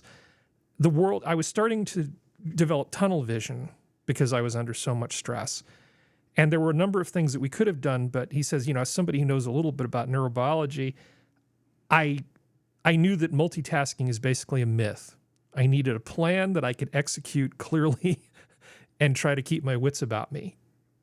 Those people in that graduating class couldn't have done anything resembling what he did. And most pilots probably couldn't, but maybe a fraction of that on every plane would be nice. Have you ever listened to Sullenberg, the cockpit recording? Listen to his actual voice. Yep, I have. He's so calm. It's like, I'm going to try for the river. I should just give you guys the link to this. I just don't want us to get copy struck into oblivion. Yeah, right. Yep, it's worthwhile. Let's see. So I found one side thing to you all talking about military people being airline pilots. So military still makes up about a third of all airline pilots for the United States currently. So a third of all the the public, like Delta and all them pilots, are still former military guys. It's fallen because in the 1980s it was like half. So that's sorry, I got that wrong. Actually, in the 1980s it was roughly 2/3 of all airline pilots in the United States had some military experience, be it Air Force, Army, Navy, or National Guard. Today it's estimated to be 1/3 have military backgrounds. It has a lot to do with the fact that the military is just not letting them go as easy. Because we're having a shortage of pilots anyway. So they're just either incentivizing them to stay in the American military, or they're just deciding to not want to do it afterward. And a lot of them are going into the private sector now too, where they're flying the much smaller private jets for the bigwigs. But that's the article I found from a magazine called Simply Flying, and it was published March 1st of this year. So that's at least where the info on that comes from. Yeah, Serenity. Where'd they get it from? They're getting it from. I'm looking through the article right now. I'll find out where they got it from. Federal Aviation Administration. Yeah, that's where you got it. That's the good one. Good. That's the FAA. Source, well, they say source FAA. I'm going to that link. We'll see. So page not found is what I got. Thank you very much. So when I was a little kid, like 4, 5, my favorite thing to do was to go to the regional airport near me. I'd go with my grandmother, I'd go with my grandfather. We'd go to the airport, and in the airport lounge, I would drink Shirley Temples, and they'd have this little thing that you could put over your ear so you could listen to the tower and listen to the planes coming in. And where most kids had like a dinosaur phase? I didn't have that. I had like an airplane phase. And so I learned everything I could learn about every kind of airplane that was out there, like how the motors work and all that sort of stuff. And I used to just love to go to the airport. And United was like one of my favorite ones. I used to love when I was a little kid for the United planes to come in. I couldn't even say United properly. I was so young going in. I would mispronounce the name of it, and we're not going to say what I said. What was this? I'm not saying. Oh, I'm sorry. Excuse me. Yeah, I'm being obtuse intentionally. Okay, no worries. That's okay. But but it was a nice thing to do. I mean, I used to love it. So it really pains me to read the story about my favorite airline and think, well, is this the thing I really want to fly on? And it doesn't have to be military. It could be some other way that they get it. Or maybe you start out flying cargo for FedEx and you get thousands of hours in that time. It's just, you need to have some mechanism for getting the time in an actual airplane in the sky dealing with actual flight issues. Yeah, no, I agree. It's just, it was one of those, at least gives some kind of infograph on the basic idea of what's going on. It's going to get interesting in the next couple of years. That's all I'm saying. Yeah. But so far, knock on wood or knock on plastic, there have been no major accidents. So that's all I'm going to keep deciding on as long as there's no major accidents. I mean, air travel is for the most part really pretty damn safe. Certainly on a mile for mile basis, compared to me getting on a 2-wheeled conveyance and traveling around the block. Airplane travel is way safer than anything else. I'm just a little concerned. I don't feel like diversity, equity, inclusion should be the number one factor for deciding who goes to your flight school. Oh, great. It's not a number one thing. What they're doing is they're taking all these qualified, excellent pilots, the top-notch pilots, and they're just taking the brown and black ones and trans ones and non-binaries and slotting them in ahead of the white people and because the white people have always been slotting themselves ahead of these other people. So this is just turnabout discrimination. Yeah, well, it's not really discrimination. It's turnabout is fair play because it's not discrimination when they do it. Which kind of just a side pivot to that. Mm-hmm. With affirmative action being being what it is now, since the Supreme Court ruling, does that mean that if someone thinks that they got screwed over for going to the flight school, they could sue? Well, you can sue. The question is, could you win? Well, I know that's what I mean, but like, I know that's what you mean. Chance. I was just saving Skep the effort because I knew that's what I was going to say. It's just, I was curious because it's like, does that mean that like they could sue and possibly win? That's what I mean, like, and say, well, you're put this other pilot over top of me and I had better scores or something like that. So that's the reason why if affirmative action changed anything. So Serenity, I wasn't going to show this particular one, but sure, what the hell. This is from Sky News. Applicants seeking to join RAF described as useless. Okay, go away. Useless white male pilots in bid to hit impossible diversity targets. They ended up having to actually compensate the people that got kicked out for no reason other than their white skin. They got a whole whopping 5,000 pounds each. But even depending on how many did, that depends on how much money that actually is. Yeah, they've got their version of Millie there running the RAF, and they decided, oh yeah. Leaked emails show the pressure apparently being applied to filter out white male recruits and fast-track women and ethnic minorities. It can also be revealed 31 white men are receive 5,000 pounds each to compensate them for being unfairly disadvantaged by the approach. So the question is, can you be financially compensated for being discriminated against? This is the only example I have of off the top of my head. Yeah. So but certainly possible, but I go by the belief of, hey, if there starts to get a precedent set, maybe it can steamroll other things. Speaking of which, where are we? We're an hour and 30 minutes in. Where do we need to be? Well, this is fun. Useless white male pilot. Exactly. Enormous structure found hiding under the surface of the moon. Turns out near the South Pole. I know, this is part of what they're talking about. Turns out near the South Pole of the moon, there's a huge lump of metal that they're saying is like 5. Let's see, what is they use a really strange analogy to describe it. They could make so many good like C, D level horror, like space horror movies out of that. Exactly. The moon has one of the largest preserved craters in the solar system, the South Pole Shemp Basin, located on the far side of our satellite. The area is central to many investigations, with India's first lunar lander aiming for the region Artemis 3, hoping to land humans at the South Pole. Perhaps more curiously, the mass anomaly astronomers found hiding under its surface in 2019. What are they planning to do about the static electricity at the poles? I don't know. That's going to be a huge problem. Landing people there, yeah, we'll see. Yeah, we'll see. But it has a lot to do with sort of the formation of the planet. So they're thinking that this huge ass asteroid that created this huge ass crater may have just had a lot of metal in it, and essentially when everything sort of cooled, you ended up with all these lumps, almost like when you pour molten metal into a fire ant colony. But the ancient alien people are firmly convinced that it's some sort of hidden portal city thing. No, it's almost certainly iron. I mean, it's almost certainly iron, but because we can actually measure tiny, tiny fluctuations in gravity as we fly over this damn thing, we're able to Yeah. do things like map what's beneath the surface, which I think just is love incredibly cool. I think that's amazing. Yes. Just I makes think me this feel is better. Or actually kind science of fiction amazing. becomes science fact. Yeah. Yeah. And they're trying to figure out, they've done a bunch of computer simulations to try to say, hey, does this theory work? Yes, no. They've worked through a bunch of them, and there's only a few. I think eventually they'll have this sort of figured out. But I think this renewed interest in the moon is a pretty good thing overall. Yeah. It's something, it's something that we can all sort of just like, pardon the pun, but look up and be excited about, you know? Yeah.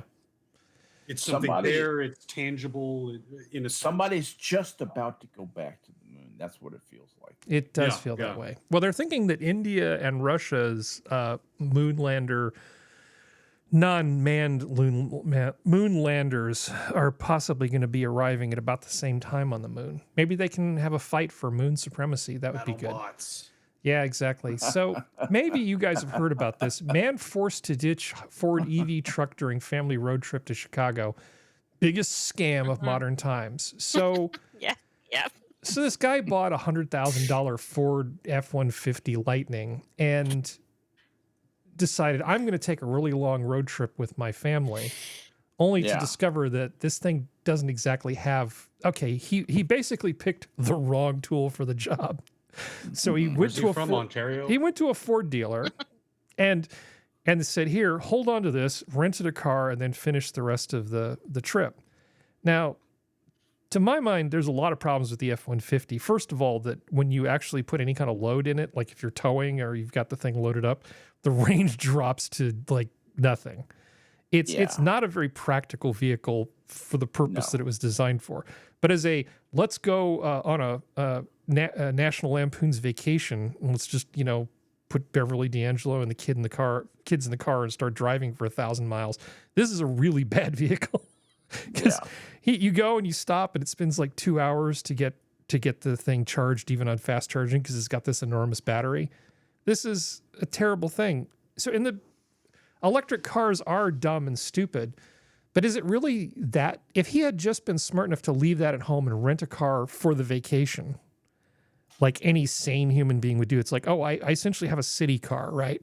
So instead of driving my city car on a 1,000-mile vacation, I'm going to rent a car that doesn't suck for long trips, and I'm going to take that.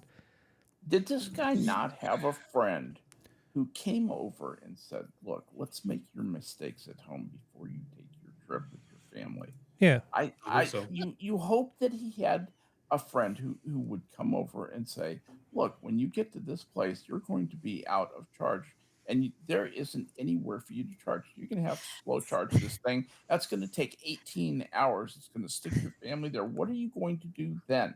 Make him think that through. Raising grandkids.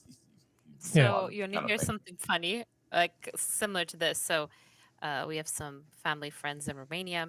They decided to get themselves an electric vehicle because, like in a lot of cities in Europe, they don't really need a car, right? Mhm.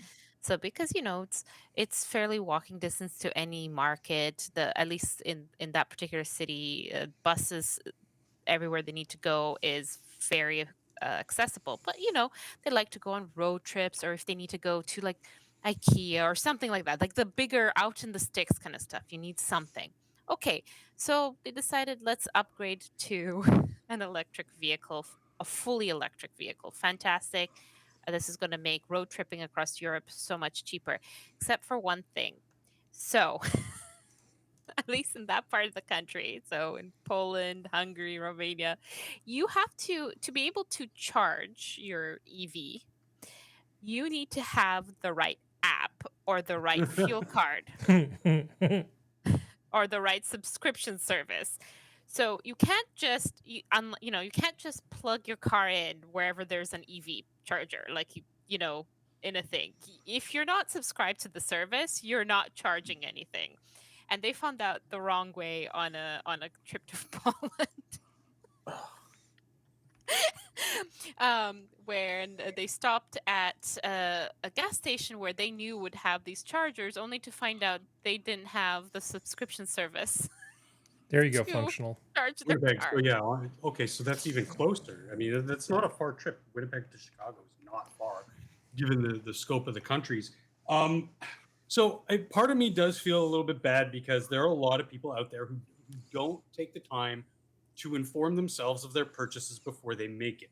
However, with all the media attention, all the advertising, and the companies themselves putting out nothing but positive spins on this shit, it's easy for people to be like, okay, well, you know, I heard from several different sources that it's fine and blah, blah, blah, and these things work. And it's not entirely ethical either. So, I mean, on the one hand, I'm pointing at him, laughing at him, going, you're an idiot. And he didn't have a friend to say, no, dude, you can't do that. It's like, dude, you can't math good. You have a city card. That's about it. And don't use it for work because that thing's not going to be able to transport materials from anywhere to anywhere. You know, it's just functional. The main issue is that people do not think like engineers. Okay, because no. Bear with me for a minute. The problem is that the 90% solution is often the right solution. What is wrong about getting a car that works for you 99% of the time, or 90, and then just rent a car when you want to do something special? My car will not carry huge amounts of stuff. You know what I do when I need to move shit? I rent a van or I rent a truck. I don't need to own a van or own a truck because I don't do it that often. This guy is just dumb because he didn't go, okay, well, maybe this serves my needs around town going to and from work. I'm going on a long vacation. I don't feel like spending 10 hours charging on a 30-hour road trip. It's just stupid. That's why Rent a damn car. That's why I'm pointing and laughing at him. But to me, the problem is that we've in the West, we've been sort of pushing people away from being informed consumers and just being mindless drones to the corporate products. Like just consume, don't ask questions, just consume. And that's, you know, not to get too far in the weeds, but it's a bigger sociological problem than just, you know, American or Canadian or whatever. It's just how the producers, the big producers, like it. Don't ask questions, just buy. Have you ever bought a car like from a dealer functional? Yeah. Did you ever notice? I mean, every time I've gone to a dealer to buy a car, you do the normal thing you used to is just like get a copy of Car and Drive or Edmunds, start reading. You know, before the internet, there were ways you could research stuff. I've never bought a car without knowing vastly more about the car than the person selling it to me. Yes. Yeah, we were talking about building computers earlier. Like the same thing. If I'm going to buy a new video card, I'm going to research as much as I can about, you know, if it's a producer I'm not familiar with, I'm going to research them, and then I'm going to research their other products that are similar to that product. Then I'm going to research that product itself, and then I'm going to start looking at what commenters say, like just regular Joes on the internet might be saying about this. I do that for toothpaste when I buy it on Amazon. Like, be an informed consumer, and you have the power. Then you won't be caught unawares like this. You still can, but you're minimizing as much risk as possible. Because I do. Like I said, on the other hand, I do feel for this guy and his family, because then they were up Schitt's Creek with no option. Like you said, know that it's a city car, know that it's an everyday car, and know that in that 10% of time where you need to go that extra mile or 100 miles or 1,000 miles or whatever, that you're going to have to rent a car or take other means of transportation, like train or plane. What do you have to say to the guy who says, this will be great when everybody has to do this? When the government forces everyone to do this. Well, I just rack my slide and I go, what? You're not forcing me to do anything. I mean, but that's the good thing about gas cars is you don't, like Sora said, in like to the opposite of what they have in Europe. It doesn't matter what type of gas station you go to, you can drop cash, drop plastic, whatever, pay for it through currency, fuel up, and keep on going because it's the most widely used thing. Sure, if you want to think of some heyday where everybody's going to have this, sure, but today's not the day. So today's not the day for you to go from Winnipeg to Chicago in your EV. You don't know unless you've done the research, that extra research to go, where are the charging stations? Figure out my miles traveled on a single charge. The periods where we have to actually stop for a day and a half, maybe, you know, but know, But there's a lot of extra work into making that yeah, work. and it's kind of like it takes the fun out of a road trip almost. Yeah. You think? Because like even if work. you have to build you have to plan a road trip around gas stations. You're there maybe half an hour if you want to take a break. Yeah. Stretch You your know. legs, get some food, Go washroom, bathroom. exactly. That's Just kind of it. just get out of the car for, a bit. Yeah. of course. Yeah, it's I don't know, but I do feel for them. I'm sorry. This is a painful mistake because what? Hopefully they can sell it, and if that's Yeah, he can just use it. He just next time he plans a road trip, just rent a freaking car with a gasoline engine and just drive your stupid electric truck around when you go to work. It's still useful. I still think saw, he's partially right that it's kind of a scam, but not a total scam. You get what you pay for it. If you're unawares of what you're paying for, then that's on you, bud. Well, your family in Romania, the big issue was that they just weren't on the right charging networks. They were just naive and thought they could plug in everywhere, right? That was the major issue. Well, one of the card that they had is like a national gas. One of the what national gas surprised companies. them? What surprised them? Oh, that that there are so many things basically because it's the idea being that you can't just plug in, so that you actually you have to have a subscription, right? Yeah. Because it's not, they weren't expecting it to be for free, of course. Like the idea is, okay, you plug in, you swipe your card, and you pay for it, charge, right? That's what was expected. What was not expected was that, yeah, your money's no good here unless you have an app, a subscription, or a special card. Yeah, it's like going on a road trip with a gas card and pulling up to an Exxon Mobil station and going, I don't have a subscription to, I don't have a mobile card. Oh, I can only fuel up at Shell, but I mean, either way, I'm paying you the same money. Like, it's the same kind of thing. Yeah. So and I thought that was, honestly, thought it was really funny. Why would they do that though? Is it to drive? I wonder if it's to drive up the need to purchase multiple subscriptions, or if it's, I think it's country specific. I think it's country it's specific. So it's nothing to do. Everybody's trying to chisel. That's what's Yeah. Yeah. Would you like to see two unlikely animals in a fight? Please. Yes. Okay. Oh boy. Kefki, you're gonna want to wake up for this. Maybe I'm Kefki. awake. I'm just numb Okay. as boots. Now here we are. This is an ocelot in an altercation with a two-toed sloth. Oh. Is it a luncheon engagement? Nom nom nom nom nom. Get off me. Hey. Do not fuck this new cat. So the sloth is making his high-speed getaway. Uh-oh. You see them claws, Mr. Ocelot? Yeah, we had to actually time-lapse it. So the ocelot's on top of the log trying to go after the sloth. Sloth's like, no, I don't think so. Ocelot, you see your environment. Is this fast forwarded? Yeah. The sloth is like, I could do this all day. Old bear rabbit in the wild patch. We're the biggest exporter of energy minerals we need to make car batteries. We are. We don't just do that here. No subsidies can chase that. So you have to assume the world will dig up enough minerals. So to something make, stupid is all happening with cars, my browser. EVs, and that the price of those will go down. Oh, something's playing. Something's playing. I wonder what it is. Lower the price of Yeah. energy minerals. Oh, it's there. Shut up, moron. We're trying to watch the ocelot and the sloth fight. It's interesting because sloths have that long hair. They have loose skin. Back to the fight. And they have those toes, which are really big talons. They're not meant to. Oh. This is like a Roadrunner video.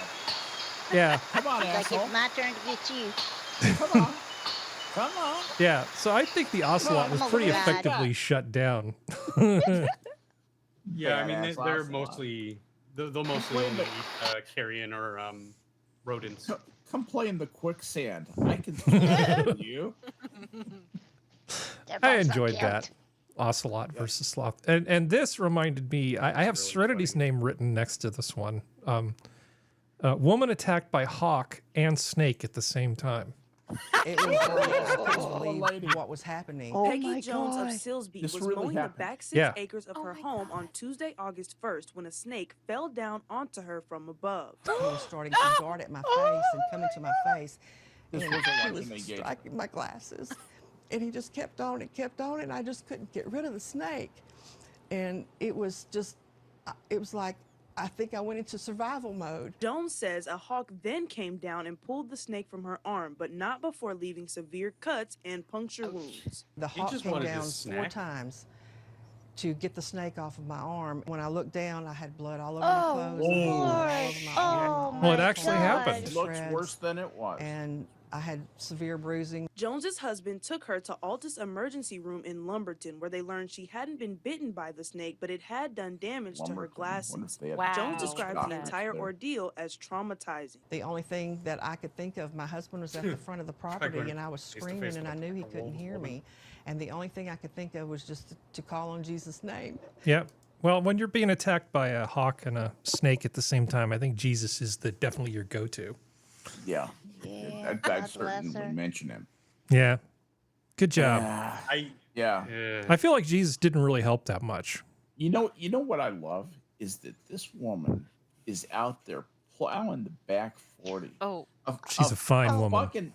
A fucking snake comes out of the sky, attacks her. Hawk attacks her and the snake, makes off with the snake. She gets bandaged up. She was back out mowing the same thing like 2 days later. That's fortitude. That's what we like. I mean, she's just an awesome. Sorry, lady. Kefki, what? Oh, no, Badger said there was no sound for the video. I just wanted to let you know. Oh, there was. Well, that's fun because I was only getting sound in one side. I heard sound. Well, clearly it's all starting to go to shit, which seems to happen a lot when we do these streams. I imagine the hawk had already caught the snake. It was midair, and the snake was kind of fighting and wriggled free, fell onto her, and the hawk was like, "Oh no, you don't, bitch! That's my dinner!" And was like, "Yeah, that's why it was slashing." And she's at her going, arm "This is all a misunderstanding." Well, no, she's a 50-something-year-old woman. She's probably like, "Oh my god," and not doing herself any favors by actually defending herself against the snake. She's probably freaking out. Mm-hmm. But you're right. Probably, the next day or two later was back mowing the lawn and just like stupid snakes. The thing to do is realize that if that thing is around her neck, her arm, it doesn't sound like it was a poison snake. If it was, it may have been copperhead. And so, which is not serious. You make the decision. Okay, I'm going to get bit, and you grab that snake by the head. And when you have that snake by the head, that snake is now a cockroach as far as you're concerned. You can squash them. I've killed them with my hand, and you take care of that. That's all the while this hawk is trying to grab the snake from you. I would be taking the snake off my wrist, batting away at the hawk, immobilizing the snake and getting the thing off, and then throwing it down. Here, take your dinner and get out of here. Leave me alone. Hey, well, I mean, they both eat rats and rodents, so I mean, they're both fine in my book as long as they're not attacking me. Yeah, but once they're attacking you, I mean, I'm ripping the fucking snake's head off. Yeah. Do you They're not very robust creatures. You can tear them in two. Serenity, do you have a lot of rodents trying to get into your barns? Has she stepped away? Yes, she's muted. Okay, she stepped away. She's probably dealing with real life animal things, not our metaphorical rodents. Yeah. Well, welcome back. She's there. Sorry, I had puppies. That's okay. I was just asking. We were talking about the hawk and the snake that attacked a woman at the same time. You did see that part, right? Oh well, I see the thing up on the screen now, and I hate being country. That's not all that. It's not. Yeah. Well, I was just saying. I mean, hawks and snakes, they both eat rats, so I'm fine with it. Just not attacking me. Have I been harassed by hawks and crows? I got crapped on by a seagull once. The ravens around where I live, I have bought them off, so they leave me alone for the most part. They will too, and they'll recognize somebody. I know Oh, yeah. exactly what you're talking about. You're right. I pay them off Yeah. like they're the mob. Do you put suet out, or what do you put Pay out? them corn. It depends on the time of year. If Oh it yeah, is, whatever grain you got. well, we have a lot of like berries bushes and stuff like that. We have wild strawberries and stuff like that, but Oh, they yeah. have a hard time seeing it. So usually when I weed, because wild strawberries aren't very useful to me. So when I weed and I grab a bunch of wild strawberries, I'll put it out in a pile and they'll go dig through that to get the wild strawberries. If we have any corn left over, like the corn husks, and there's bits of corn left on it, I leave that out for them. They'll sometimes eat out of the pig slop buckets, but I'll put extra stuff in there for them once the pigs are done, so they know. Yeah. Wintertime is when the soot goes out, just because they need to get a little bit fatter and get some. They meat need on the them. calories. Yeah. But we have woodpeckers too.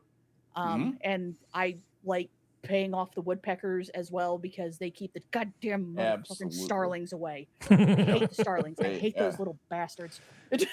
Yeah. Starlings are cockroaches as far as Yes, they are. Oh, they're them and the mockingbirds. The mockingbirds, fucking birds. the mockingbirds don't bother me as much. I just don't like it when they harass my dogs. So we have an understanding. But In the Texas, starlings, mockingbird is state bird of Texas. In Texas, we have a saying that yeah, it's our state bird, but we don't like our state bird. well, Nobody like wants a starlings, fucking mockingbird. because the barn cats I feed outside because I don't want their cat food in the barn because then it's going to attract mice. Yep. Yeah. The starlings will just sit there and stare like a bunch Yeah. of horny dudes waiting outside a club, just staring. And I'm like, will you get that? Wow. Nice outta here?" metaphor. Yeah, very nice metaphor. And they just sit there and they'll just like, and I'm like, you guys are not subtle. Get out of here. The ravens have started fighting the starlings though, so they run off now. But there's a couple hawks that live nearby. We have some turkey vultures. The turkey vultures, we have come to an understanding. I'm like, if something dies, you can have it, but don't be a butthole to the small animals. The hawk, he's learned his lesson because I have a hawk wire or the bird of prey wire above the where the chickens go. Know exactly what you're talking about. Yep. So they can get from their coop to the tree line. Right. Because we have very low sitting trees, so the hawks can't get to them easy. Hmm. But Okay. and he's gotten trapped in there because I double layer it. So and I've had to dig his butt out so many times. He's just stopped. He's just like, the all right, technologies of keeping chickens. Oh my god. Yeah. Well, we have fish we have to talk about. oh boy. Just very briefly, I keep forgetting to introduce this one. Cocaine sharks may be feasting off bales of drugs off Florida's coast. Oh, That explains a few things. Thousands What's of sharks worse than a off great white Florida's shark? coast may have Great white ingested shark bales on of cocaine left in the water by drug smugglers attempting to get their products into the U.S. Not very smart. Yeah, drug well, you know. smugglers, thankfully. Cocaine Heard of sharks. Cocaine poor bear. sharks. Now I know. there's cocaine shark.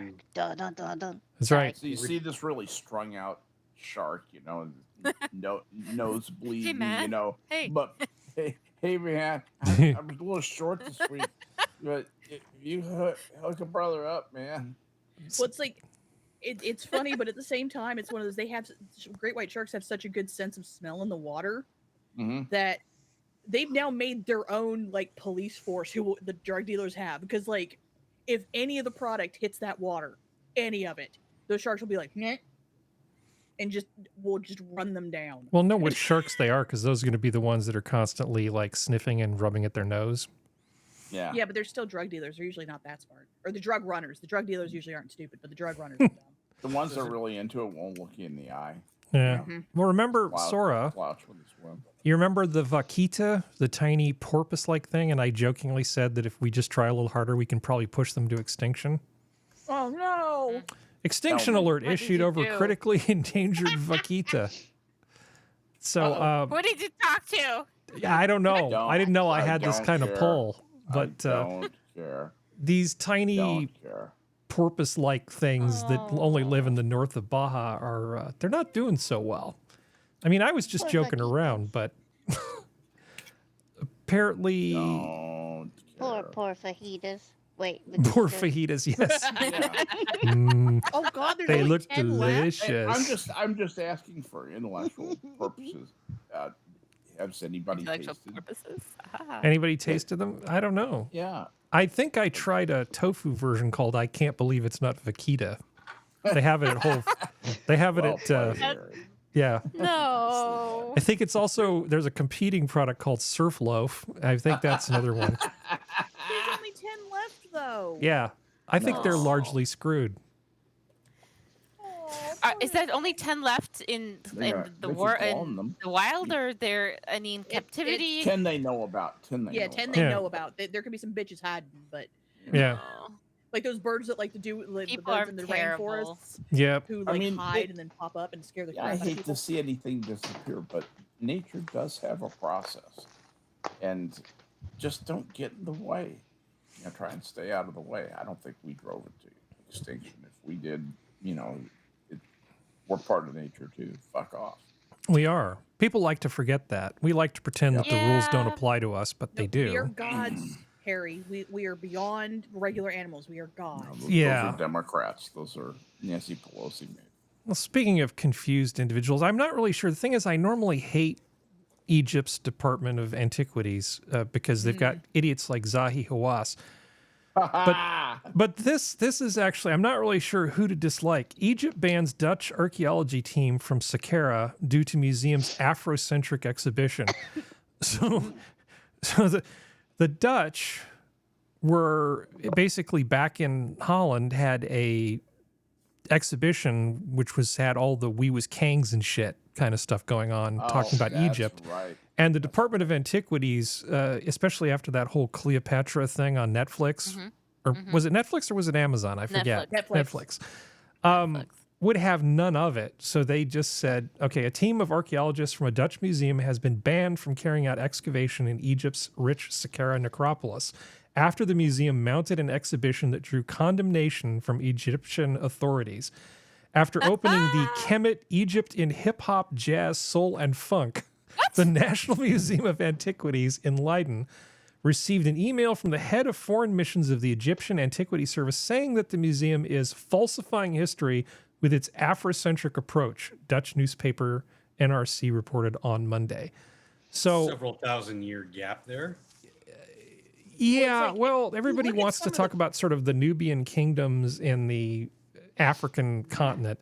And I know this is a thing that Skep knows tons and tons about. If we weren't 1.5 minutes to the end of the show, we could get into it in depth. But the main issue is I normally don't like the Egyptian Department of Antiquities because of assholes like Zahi Hawass.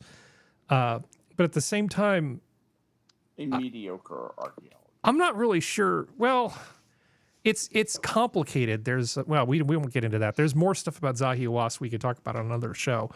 But he is compromised. He is compromised and painfully mediocre. But what is that bullseye board right there? It's an interior of a sarcophagus. Like yeah. Oh, jeez.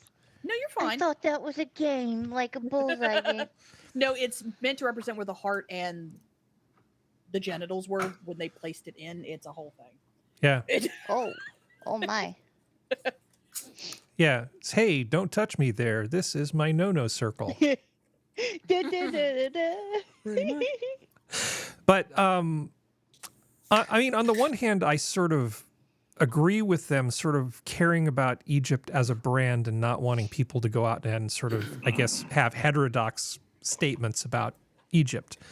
On the other hand, it seems kind of heavy-handed that they have the power to literally frame how people talk about something in history. I mean, I don't agree with what the Dutch are doing, but I'm kind of disturbed by the power that the Egyptians have at the same time. So and then this isn't an act. I mean, I'm deeply conflicted. I kind of hate everybody in this piece, in this article. Well, it's like, if you look at some of the exhibits, it's like they have like Queen Latifah with like an African crown on her head, like an Egyptian crown on her head, sorry. And Beyonce in like certain pictures of stuff. And then there's a sculpted bust of a rapper named Nas that it's made to look like an Egyptian pharaoh mask, and it's called I Am Hip Hop. It's like, do who? Yeah, I've seen the covers of Earth, Wind I've seen the covers of Earth, Wind and Fire albums too. That doesn't make it history.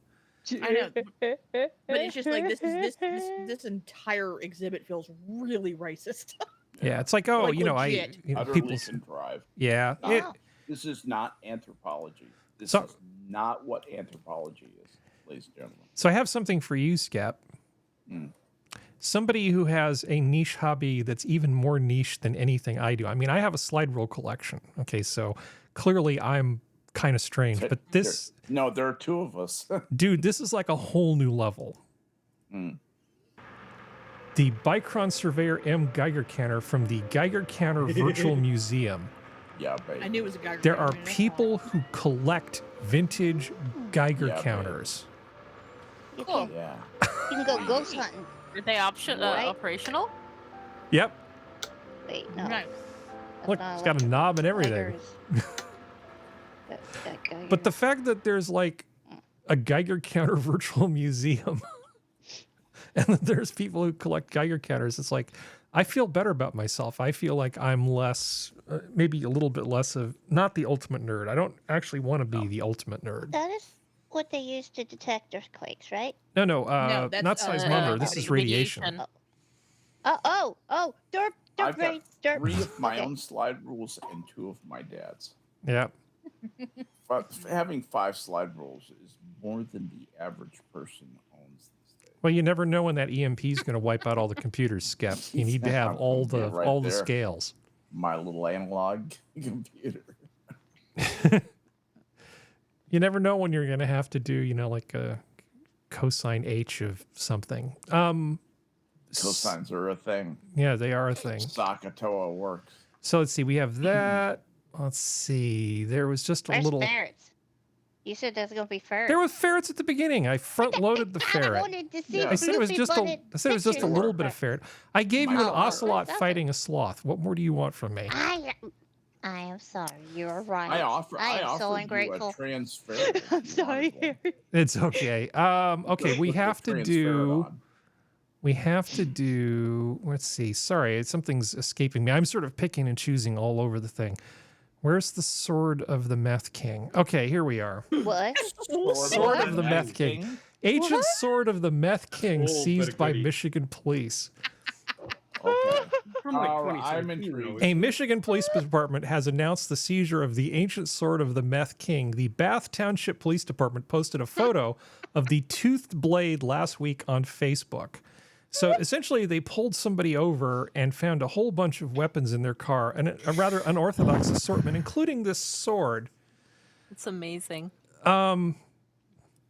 It's not Hey, a Serenity, sword. do you think somebody's watched a little too much Bleach? Do you think he calls it Sabimaru? Oh yeah. That most meth heads do, Yeah, I think that but I it's respect it. A, this is a great haul of weapons, okay? But B, the fact that the police had the sense of humor enough to refer to it as the ancient sword of the Meth King. It's like, good job, Michigan Police Department. This is awesome. Well, they probably didn't want to show their full nerd flag because I can guarantee you, at least 1 or 2 of those cops knew what that sword was based off of. And they were Yeah. like, "Well, we don't want to show our full nerd. Just Yeah. call it the sword." Wait, what is it based off? It's based off of a character's sword in an anime called Bleach. Oh, Yeah. okay. Which is like a big popular thing. If you were a dweeb, if you were, It's what are considered people one who of the are big they three. Weebs? Dweeaboos? Weebs. Weebs? Yeah, weeaboo. Yeah, it's a good thing. But I think the sword of the Meth King. I just like the headline. I mean, normally I'm not a big fan of headlines, but this is a great headline. It's good. Ancient sword of the Meth King seized by you're police. gonna read that article. Yeah. Yeah, no, I need to see what that is. Yeah, I'm gonna just look real quick. Here, I'll put the Send on the- link. I'll put the link Thank for you. everybody. Ancient sword of the Meth King. Ancient sword of the Meth We King. share the quality classy Okay. links here on.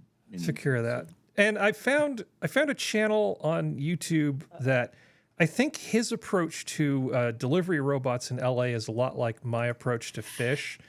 And this has only been around for a couple, like a year now. It's called Film the Robots LA.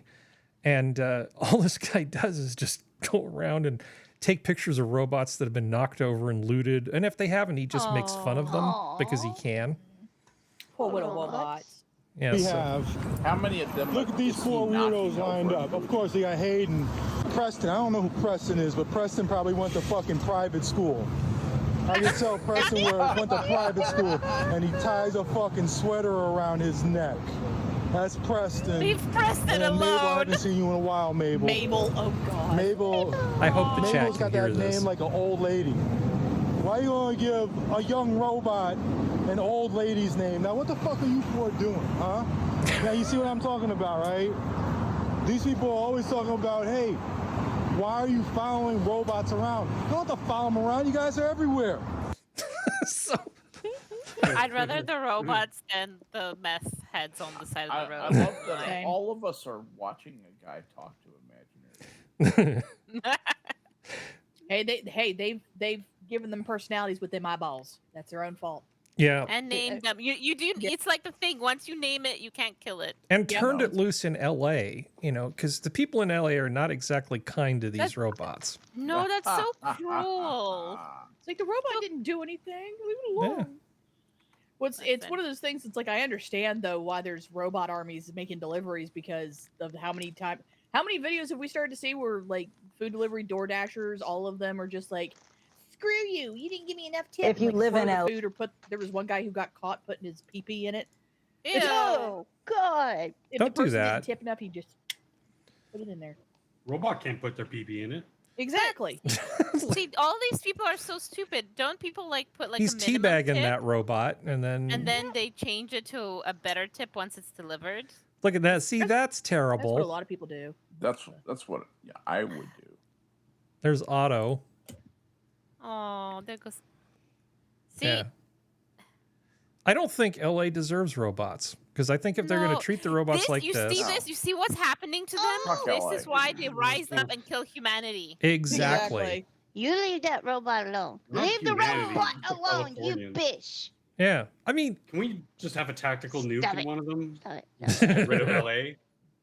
Stop it. Leave the robot alone, you Okay, lure. so Sorry. who has seen? Who has seen? I think it's called like Mall Choppers or something, or Chopping Mall. Chopping Mall. It's a movie from the 80s. So the premise is that they like have Chopping these Mall. new robot like security guards in the mall of the future kind of thing, Mhm. and basically they malfunction because of a storm. And spoiler, but it goes around trying to kill the teenagers that stayed after hours in the mall.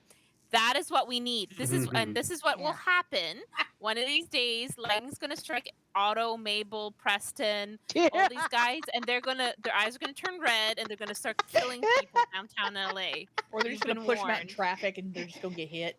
Yeah. I see one driving by Sure. with the hand sticking out instead of where the food should be, just a hand.